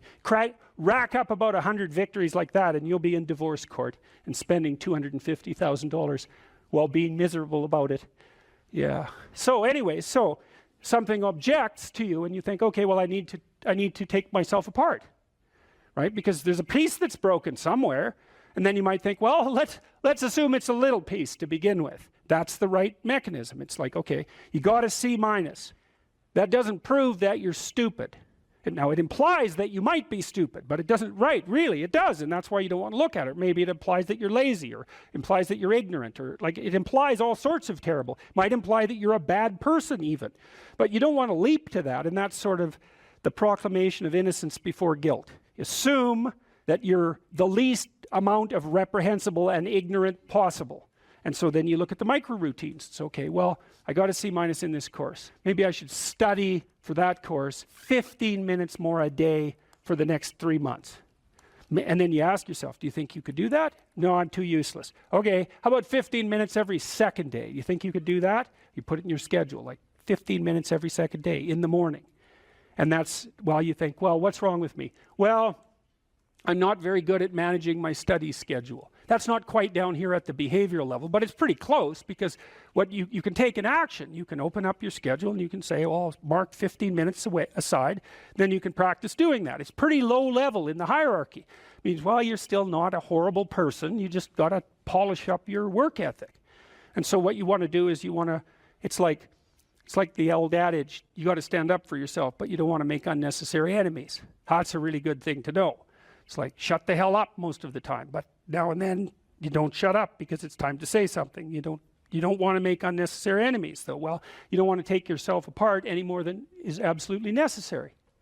Start little, and you do that with people around you too. Like if you have a child, you know, and the child does something that isn't right, then you think, okay, minimal necessary intervention. What can we do to decrease the probability that that's going to occur in the future? So that's a good thing to know with children. It's also a good thing to know with your partners. You're having an argument with them. It's like, okay, what the hell do you want? What's the minimum thing you can request from them that would satisfy you? And the evil part of your soul is going to be, I want them cringing in a corner. It's like, yeah, get that stuff under control, man. See if you can figure out what that person could offer you that would be minimal that you would accept. And then tell them that. It's like, here's the words I would like you to say in the apology I would like you to formulate, assuming that you think you did something wrong. We have to argue about that because maybe you didn't. But if you did, I want to specify it precisely and narrowly, and I want to give you an escape route. And you know, you might only be able to do it badly because you're still mad. So you apologize half-heartedly. It's like you get a pat on the head for that. Good. Next time it'll be 51%, not half-heartedly.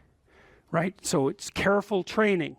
It's careful training of yourself and other people with the goal in mind, but also with the least amount of harshness possible. And then the other thing to do as well, and this is also true for you, and this is something I learned from studying the behaviorists, is like watch the people around you like a hawk. Whenever they do something that you think is good, you tell them. That's wisdom, man. You'll get so far with that you cannot bloody well believe it, because most people, you know, they're afraid of any number of things, but one of the things they're really afraid of is that now and then they'll creep out of their cynical shell and try to do something good. You know, it's like they're popping out this thing that's unbelievably vulnerable. They'll try to do something good and creep right back into their persona, and they'll look around and see if anyone noticed, and sometimes they'll get punished for it, and then they won't do it again. So don't do that. But then now and then you think, hey, I saw you do this, that was actually pretty good, and they think, oh, wow, someone noticed. You know, it's like, wow. And then they'll think, yeah, I could do that again.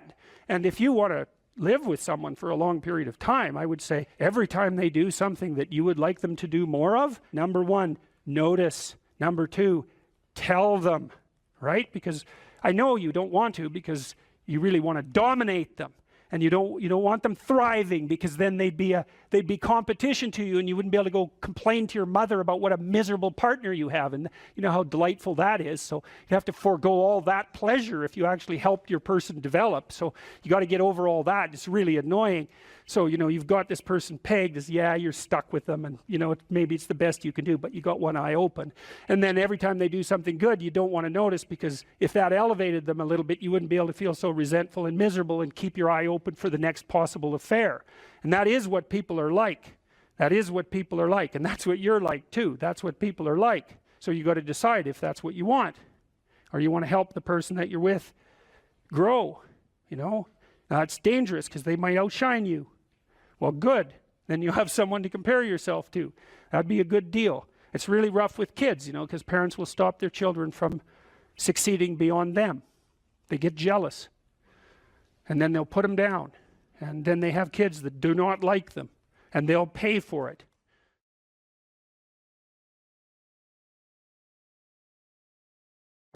If you're suffering, you are obligated, in a sense, to hold on to whatever rope someone throws you.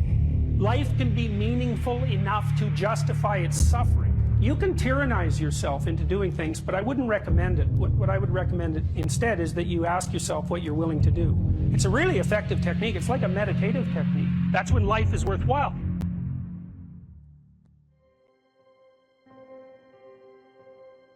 I don't know exactly what's going to help you, but don't arbitrarily throw out any possibilities, because you might not have that luxury.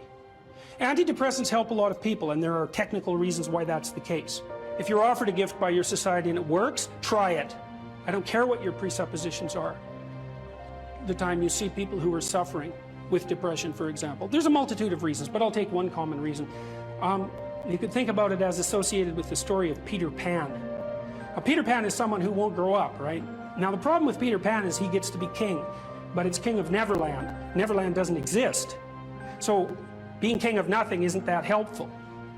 Well, one of the things that you often see with people who suffer from depression, and I'm not making a blanket statement about the cause of depression because there's lots of them, is that people who don't have enough order in their life tend to get overwhelmed.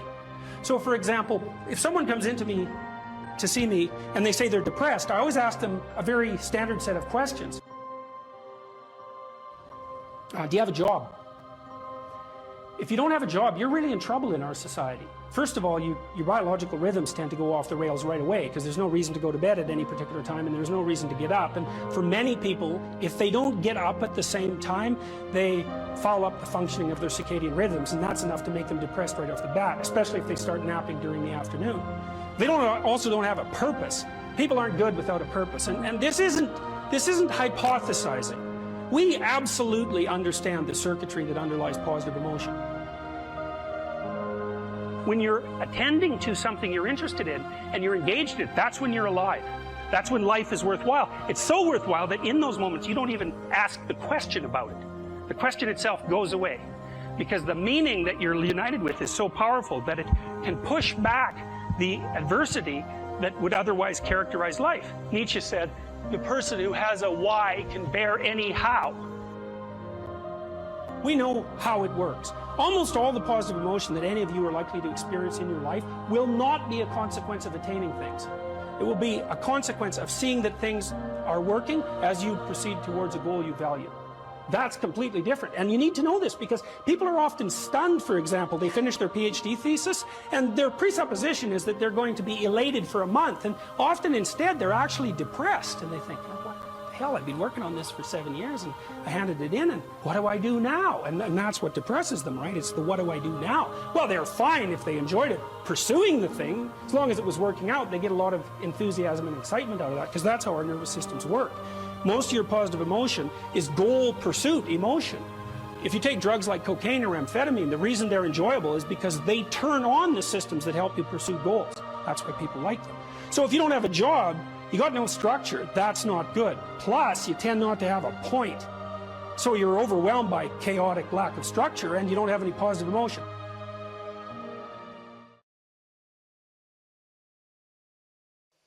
If you were properly oriented in life, if your spirit was in order, you'd aim at the highest thing that you could possibly imagine, and that would point you in the proper direction, and then you would attempt to treat everyone as if they had, including yourself, as if they had a value that was equivalent and related to that high order goal. And that's right. Like, why would you aim at anything other than the highest good you could imagine? It's like, why bother? Almost by definition. If you're going to aim, you might as well aim at what's good. If you're going to aim at what's good, you might as well aim at what's best. And maybe if you aimed at what was best and you managed to progress towards that, it would even be better if you could take everybody along for the ride. And even if you're too cynical and bitter and faithless and nihilistic to think that's a good idea, you can at least see the logic in it and the utility in it, the beauty in it. I'll give you another example. In the story of Exodus, there's a scene before Moses is called on by God to act as a leader of his people. And it's very interesting because the story lays out how you become a leader, like an actual leader, not a tyrant, not someone who's manipulating, not someone who's out for himself, but an actual leader. And that's a very difficult thing to get right.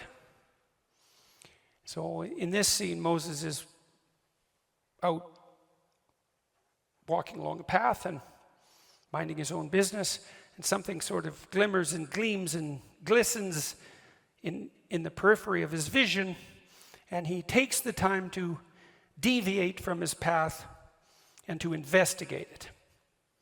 Now that's worth thinking about, because it means something like this, you know, you're going about your business and something captures your attention, something captures your interest, and that's an interesting way of thinking about it too. Something captures your interest, and that's sort of how what's interesting makes itself manifest. You can't exactly choose what you're interested in. It sort of chooses you. And then you can decide whether or not you're going to pursue it or not, or ignore it, and you can decide how seriously you're going to pursue it. But you know perfectly well, you know this from being in school, even if you know you should study for a test, if you're not interested in the subject, it's virtually impossible. You can beat yourself with a stick and you can force yourself to do it, but you're going to fight yourself, and you're probably not going to do that great a job. Depends to some degree on your discipline. Whereas if you're interested in it, it captures your attention, and then you pursue it, it's no problem. You enjoy it, like it engrosses you, and it's much easier to learn and to remember. And that's a real mystery, right? I mean, that's the sort of mystery that if you think about with any degree of seriousness, shows you how the world is constructed in a manner that's unlike what you might think. That things call to you. People often wonder how they should decide what to do with their life. And one answer to that is, well, you should see what interests you. You should pay attention to that. And there's kind of two parts to that, because things that interest you, they come in two flavors. One is positive. You're interested and engrossed. There's something you love, some opportunity that beckons, some doors that open, and you can see them, and you're eager and enthusiastic to move in that direction. And you find yourself compelled and motivated and enjoying what you're doing. And then there's problems that interest you, and that's more negative. You'll have something that's bothering you, obsessing you, that you can't get rid of, some problem that is paramount. It might be personal, it might be conceptual, it might be political. It's the axe you're inclined to grind. And it's kind of arbitrary too, because there's a million things in the world you could be worried about that could bother you, that could make themselves manifest as problems, but there's a small subset that are apparently your problem. And people will ask you, your wife will ask you, what's your problem? And that's a good question. What is your problem? And you might think, well, I don't want to have any problems. It's like, well, good luck with that, first of all. And second, it's not so obvious that you'd rather not have any problems, because, well, then what would you do? And that's an interesting way to think about your problems, is that if they're your problems, maybe what you have to do is solve them. And you might think, well, I don't know how. It's like, yeah, if you knew how, it wouldn't be a problem. Right, so you have to sort yourself out to solve the problem. You'd have to learn way more than you know to solve the problem. You'd have to become way more than you are to be the person who could address that problem. But then you could see if addressing the problem calls you to be the person that you could be, well, then the problem is an opportunity too. And so then you might think, well, destiny calls to you in the form of opportunities that beckon and problems that compel. And you could take those problems on as your obligation and responsibility, and you could pursue your interests with some degree of seriousness, and who the hell knows where you'd end up. Well, the Exodus story tells you. Moses goes off the path to pay attention to this phenomenon that captures his interest. Phenomenon, the word is from a Greek word, phanesthai, which means to shine forth. And things do that in the world all the time. They capture your attention. That's what happens when you fall in love. Something shines forth. You don't choose that. It happens to you, weirdly enough. What happens to you? Well, who knows? And who knows what's behind it? It's not random. That doesn't mean it's comprehensible. So Moses goes and checks out this phenomenon, and he approaches it, and as he gets closer, he can see that it's a living form. It's a bush. It's a tree. It's on fire, and that's a strange paradox, right? Because obviously, a tree that's on fire would burn into ashes, and trees don't just stand there and burn. Although actually they do, because living things are on fire. They oxidize and they transform, and everything living is like that. So everything living is a combination of being and becoming, and that's particularly obvious in the case of living things, but it's true for everything, because nothing is static in its form. It is what it is, and it is what it's going to be at the same time. And the burning bush is being and transformation at the same time. And fire is something that's intrinsically attractive to human beings. Like, we're definitely the descendants of the first ape who couldn't keep his bloody hands off fire and then mastered it. And you know, you can sit around a campfire and look at it forever. It's one of those things that grips your interest intrinsically. You never get bored by it. It's just endlessly fascinating. It's partly because it transforms constantly, like music, you know. Music and fire share that in common, and not accidentally. And so a burning bush, it's a compelling, it's paradoxical too. It's static, because it still has this tree-like form, and that tree-like form is sort of emblematic of life, and it's burning. And so Moses is very focused on this, and he approaches it more and more closely, and a voice appears, speaks out of the bush and says, "Stop, you're beginning to tread on holy ground." Well, when Tammy talked, she said, well, in essence, she said, what would happen if you listened seriously? And the answer is, well, the more seriously you listened, the more the person you're listening to would reveal themselves, and they'd reveal themselves more and more deeply. And that would be true whether you're listening to your wife or your husband or your friend or whoever you're listening to, because people will tell you everything, including all sorts of things you don't want to know, if you listen. And so you might come to understand that if people aren't telling you, then you're not listening. And if the people around you aren't that interesting, it's because you're not listening. If you were listening, they'd be so interesting you wouldn't even want to be anywhere near them. The people are no shortage of interesting, because people are crazy and strange and demented and peculiar, and they're full of twists and tangles and snakes. And if they tell you what they're really up to, man, it's interesting. But the young men really need to hear this more, I think, is that you should be a monster. You know, because everyone says, well, you should be harmless, virtuous. You shouldn't do anyone any harm. You should sheath your competitive instinct. You shouldn't try to win. You know, you don't want to be too aggressive. You don't want to be too assertive. You want to take a back seat and all of that. It's like, no. Wrong. You should be a monster, an absolute monster, and then you should learn how to control it. If you're harmless, you're not virtuous. You're just harmless. You're like a rabbit. A rabbit isn't virtuous. It just can't do anything except get eaten.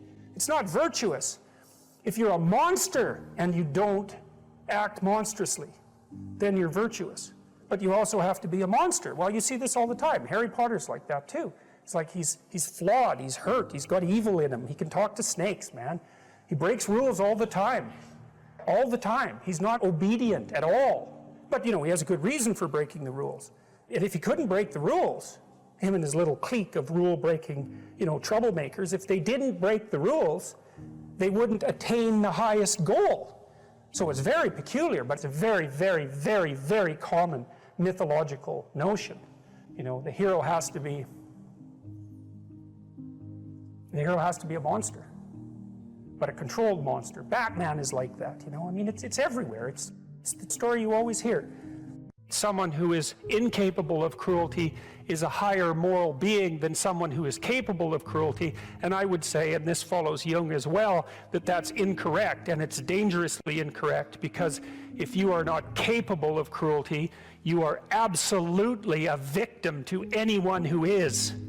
And so part of the reason that people go watch anti-heroes and villains is because there's a part of them crying out for the incorporation of the monster within them, which is what gives them strength of character and self-respect, because it's impossible to respect yourself until you grow teeth. And if you grow teeth, then you realize that you're somewhat dangerous, or maybe somewhat seriously dangerous, and then you might be more willing to demand that you treat yourself with respect and other people do the same thing. And so that doesn't mean that being cruel is better than not being cruel. What it means is that being able to be cruel and then not being cruel is better than not being able to be cruel. Because in the first case, you're nothing but weak and naive. And in the second case, you're dangerous, but you have it under control. And you know, a lot of martial arts concentrate on exactly that as part of their philosophy of training. It's like, we're not training you to fight. We're training you to be peaceful and awake and avoid fights. But if you happen to have to get in one, and I guess the philosophy also is that if you're competent at fighting, that actually decreases the probability that you're going to have to fight, because when someone pushes you, you'll be able to respond with confidence, and with any luck, and this is certainly the case with bullies, with any luck, a reasonable show of confidence, which is very much equivalent to a show of dominance, is going to be enough to make the bully back off. And so the strength that you develop in your monstrousness is actually the best guarantee of peace. And that's partly why Jung believed that it was necessary for people to integrate their shadow. And he said that was a terrible thing for people to attempt, because the human shadow, which is all those things about yourself that you don't want to realize, reaches all the way to hell. And what he meant by that was, it's through an analysis of your own shadow that you can come to understand why other people are capable, and you as well, of the sorts of terrible atrocities that characterized, let's say, the 20th century. And without that understanding, there's no possibility of bringing it under control. When you study Nazi Germany, for example, or you study the Soviet Union, particularly under Stalin, and you're asking yourself, well, what are these perpetrators like? Forget about the victims, let's talk about the perpetrators. The answer is, they're just like you. And if you don't know that, that just means that you don't know anything about people, including yourself. And then it also means that you have to discover why they're just like you. And believe me, that's no picnic. So that's enough to traumatize people, and that's partly why they don't do it. And it's also partly why the path to enlightenment and wisdom is seldom trod upon, because if it was all a matter of following your bliss and doing what made you happy, then everyone in the world would be a paragon of wisdom. But it's not that at all. It's a matter of facing the thing you least want to face. If you're going to be a fighter, you have to want to win. And you have to want to hurt people. I mean, not for the sake of hurting them. That's what makes you different than an evil person. But you have to have that capacity. You have to develop that. And, you know, that's the step on the way to enlightenment, weirdly enough, because that isn't what people think. People have been fed this diet of pablum, rights and impulsive freedom, for so long. There's just an absolute starvation for the other side of the story. There are no rights, technically speaking, without responsibilities. And all we've had for 60 years is a dialogue about rights. Well, that leaves a hole on the other side of the story. And it's a hole that's in people's hearts, essentially. Because responsibility, well, perhaps that's not more important than rights. Like I said, they're part and parcel of the same formula. But it's in responsibility that most people find the meaning that sustains them through life. It's not in happiness. It's not in impulsive pleasure. Those things blow away at the first ill wind. But to adopt the responsibility for your own well-being, and to try to put your family together, and to try to serve your community, and to try to seek for eternal truths and to live them, that's the sort of thing that can ground you in your life enough so that you can withstand the difficulty of life. And when you tell people that, especially when you include yourself in the audience, let's say, and you're not finger waving from above, then everyone knows that it's true. There's been this attempt to identify masculine competence and power, let's say, but mostly competence with tyranny, and that's very, very hard on young men. It's also hard on young women, for that matter, but it's very helpful for people to hear that they should make themselves competent and dangerous and take their proper place in the world, because it's the alternative to being weak. And weak is not good. The people who shoot up the high schools, they're weak. They're weak. And life is a very difficult process. And You're not prepared for it unless you have the capacity to be dangerous. That doesn't mean that you should be cruel. It doesn't mean any of that. There's a statement in the New Testament, the meek shall inherit the earth. But the meek isn't well translated. It means something more like, those who have swords and know how to use them but keep them sheathed will inherit the world. That's a way better way of thinking about it. You have to be powerful and formidable and then peaceful, in that order, right? And that's not the same as being naive and weak and harmless, which is what young men are being encouraged to be. It's like, that's a very bad idea. It's a very bad idea, because naive, weak, and harmless means that you can't withstand the tragedies of life. You can't bear any responsibility. You'll end up bitter. And when you get bitter, then you get dangerous. You don't treat adult men as if they're infants. You most want to find will be found where you least want to look.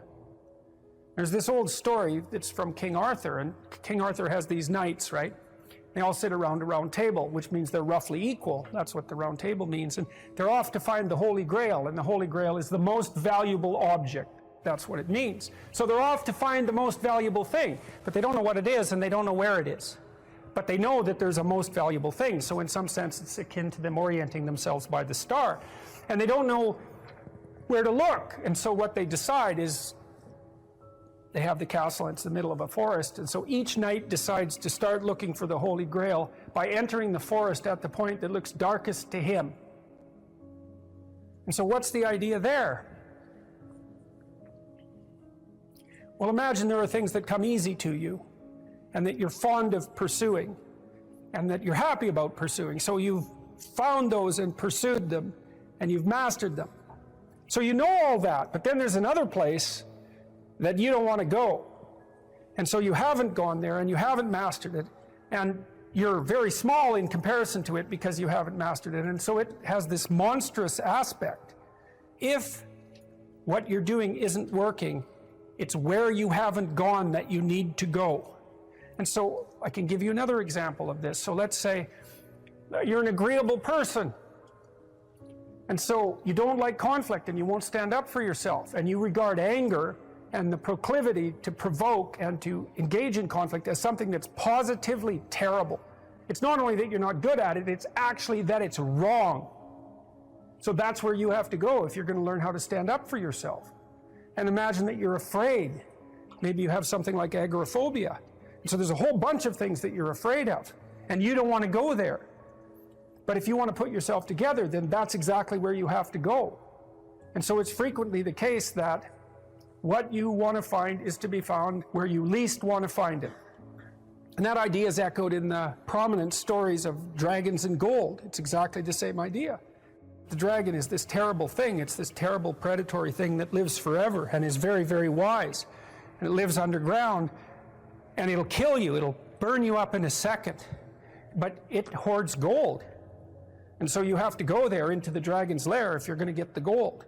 And that's a representation of people's paradoxical relationship with reality. It's like you have to go out there and confront it in order to incorporate what it has to offer to you. But the probability that that's going to be intensely dangerous and push you right to the limit, first of all, those are actually the same thing. If it didn't push you to the limit, you wouldn't gain anything valuable from it. So you don't get one without the other. You don't get the gold without the dragon. That's a very strange, very, very strange idea. But it seems to be accurate. So all of that's lurking underneath this, in this imagery of the whale. Now, the whale, you can think of the story of Jonah. What happens with Jonah is that, roughly speaking, he's a prophet, and God tells him that he has to go to this city and straighten it out because it's veered off the path and it's heading towards doom. And Jonah thinks, I'm not going to that city to tell those people anything like that because they're not going to be very happy with me just showing up there and telling them, everything they're doing wrong. And so he hops on a boat and tries to get out of there. And then God conjures up this huge storm, and the boat is about to be swamped, and Jonah admits that it's actually his fault because God's upset with him because he got this direct command to go straighten out the city, and he ran off. And so they're not happy about this, but they throw Jonah overboard, and the sea's calm, and a great fish comes up, a whale, and swallows him. And then he's down in the fish for 3 days, and it throws him up on the dry land, and then He's learned his lesson by that time and he goes off to pursue his proper destiny. So that's echoed in this story as well, that if you don't follow the pathway that you're supposed to follow, the seas will become stormy for you and something will come up and pull you down and you'll be in a terrible place for some length of time till you learn your lesson. And if you're lucky, you'll get spit back up on shore and then you can go do what you should do. Well, I mean, that's not a lesson that anybody needs to have interpreted. I think everybody understands that.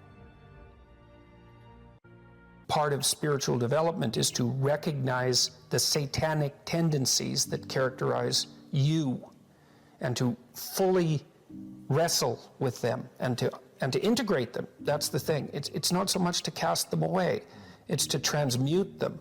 You know, and you can see the difference between people who've done that and people who haven't, at least to some degree, because people who haven't integrated the shadow at all are naive. And you can tell that when you look at them, and you can tell that when you talk to them. And because they're naive, they're often resentful as well because they get taken advantage of. And someone who's integrated that more, they're dangerous in the martial arts sort of way, which is they're dangerous, but they don't have to use it because their presence radiates implicit potential for havoc, and that's really necessary. It's one of the things that gives people self-respect. You know, if you take people, and I've told you this, and you expose them voluntarily to things that they are avoiding and are afraid of, you know, that they know they need to overcome in order to meet their goals, their self-defined goals. If you can teach people to stand up in the face of the things they're afraid of, they get stronger. And you don't know what the upper limits to that are, because you might ask yourself, like, if for 10 years, if you didn't avoid doing what you knew you needed to do, by your own definitions, right, within the value structure that you've created, to the degree that you've done that, what would you be like? Well, you know, there are remarkable people who come into the world from time to time, and there are people who do find out over decades-long periods what they could be like if they were who they were, if they spoke their being forward.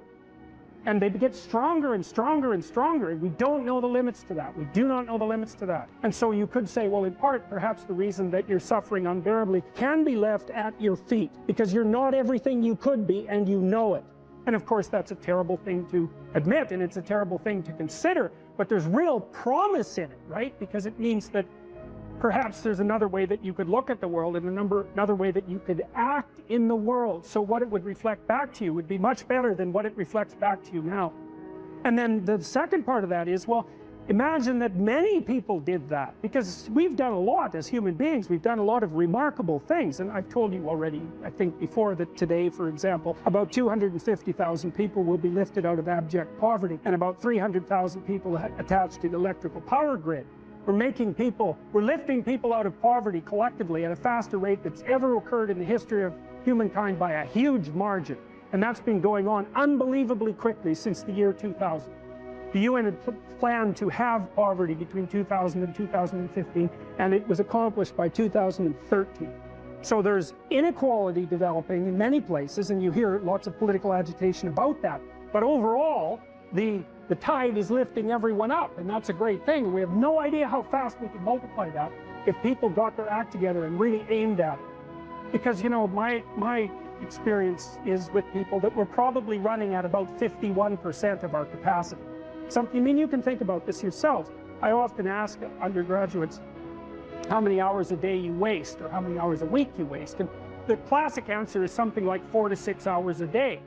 You know, inefficient studying, watching things on YouTube that not only do you not want to watch, that you don't even care about, that make you feel horrible about watching after you're done. That's probably 4 hours right there. You know, you think, well, that's 25 hours a week, it's 100 hours a month, that's 2.5 full work weeks, it's half a year of work weeks per year. And if your time is worth $20 an hour, which is a radical underestimate, it's probably more like 50 if you think about it in terms of deferred wages. If you're wasting 20 hours a week, you're wasting $50,000 a year. And you are doing that right now. And it's because you're young, wasting $50,000 a year is a way bigger catastrophe than it would be for me to waste it, because I'm not going to last nearly as long.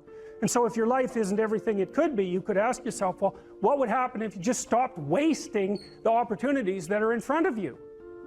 You'd be who knows how much more efficient. 10 times more efficient. 20 times more efficient. That's the Pareto distribution. You have no idea how efficient people get. It's off the charts.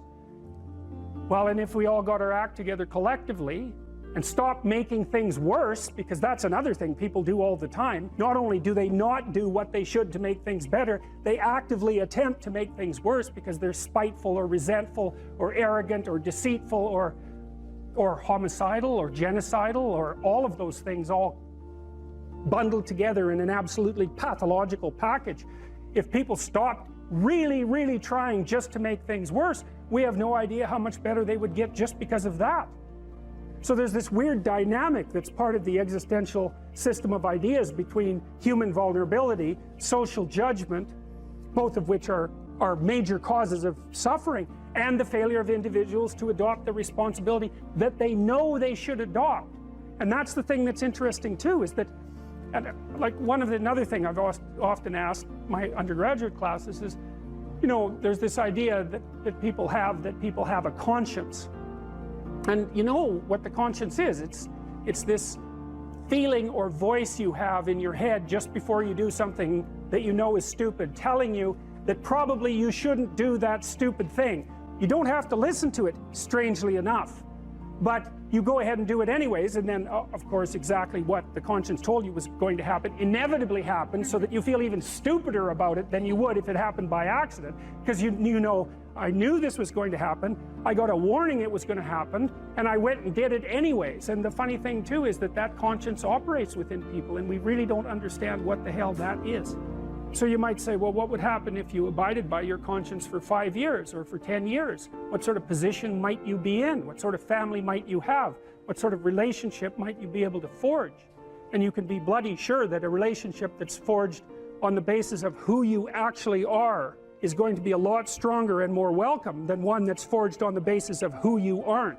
Now, of course, that means that the person you're with has to deal with the full force of you in all your ability and your catastrophe, and that's a very difficult thing to negotiate. But if you do negotiate it, well, at least you have something, you have somewhere solid to stand, and you have somewhere to live. You have a real life, and it's a great basis upon which to bring children into the world, for example, because you can have an actual relationship with them instead of torturing them half to death, which is what happens in a tremendously large minority of cases. Well, it's more than that too, because, and this is what I'll close with, and this is why I wanted to introduce Solzhenitsyn's writings to you. You see, because it isn't merely that your fate depends on whether or not you get your act together and to what degree you decide that you're going to live out your own genuine being. It isn't only your fate, it's the fate of everyone that you're networked with. And so, you know, you think, well, there's 9 billion, 7 billion people in the world. We're going to peak at about 9 billion, by the way, and then it'll decline rapidly. But 7 billion people in the world, and who are you? You're just one little dust mote among that 7 billion. And so it really doesn't matter what you do or don't do, but that's simply not the case. It's the wrong model, because you're at the center of a network. You're a node in a network. Of course, that's even more true now that we have social media. You'll know 1,000 people, at least, over the course of your life. And they'll know 1,000 people each, and that puts you one person away from 1,000,000, and 2 persons away from 1,000,000,000. And so that's how you're connected. And the things you do, they're like dropping a stone in a pond. The ripples move outward, and they affect things in ways that you can't fully comprehend. And it means that the things that you do and that you don't do are far more important than you think. And so if you act that way, of course, the terror of realizing that is that it actually starts to matter what you do. And you might say, well, that's better than living a meaningless existence. It's better for it to matter. But I mean, if you really asked yourself, would you be so sure if you had the choice? I can live with no responsibility whatsoever. The price I pay is that nothing matters. Or I can reverse it and everything matters. But I have to take the responsibility that's associated with that. It's not so obvious to me that people would take the meaningful path. You know, when you say, well, nihilists suffer dreadfully because there's no meaning in their life and they still suffer. Yeah, but the advantage is they have no responsibility. So that's the payoff, and I actually think that's the motivation. Say, well, I can't help being nihilistic. All my belief systems have collapsed. It's like, yeah, maybe. Maybe you've just allowed them to collapse because it's a hell of a lot easier than acting them out.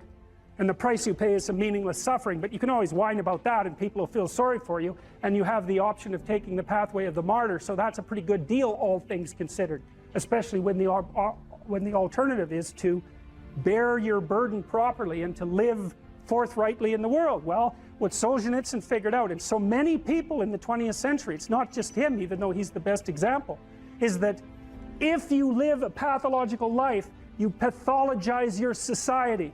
And if enough people do that, then it's hell. Really, really. And you can read the Gulag Archipelago if you have the fortitude to do that, and you'll see exactly what hell is like.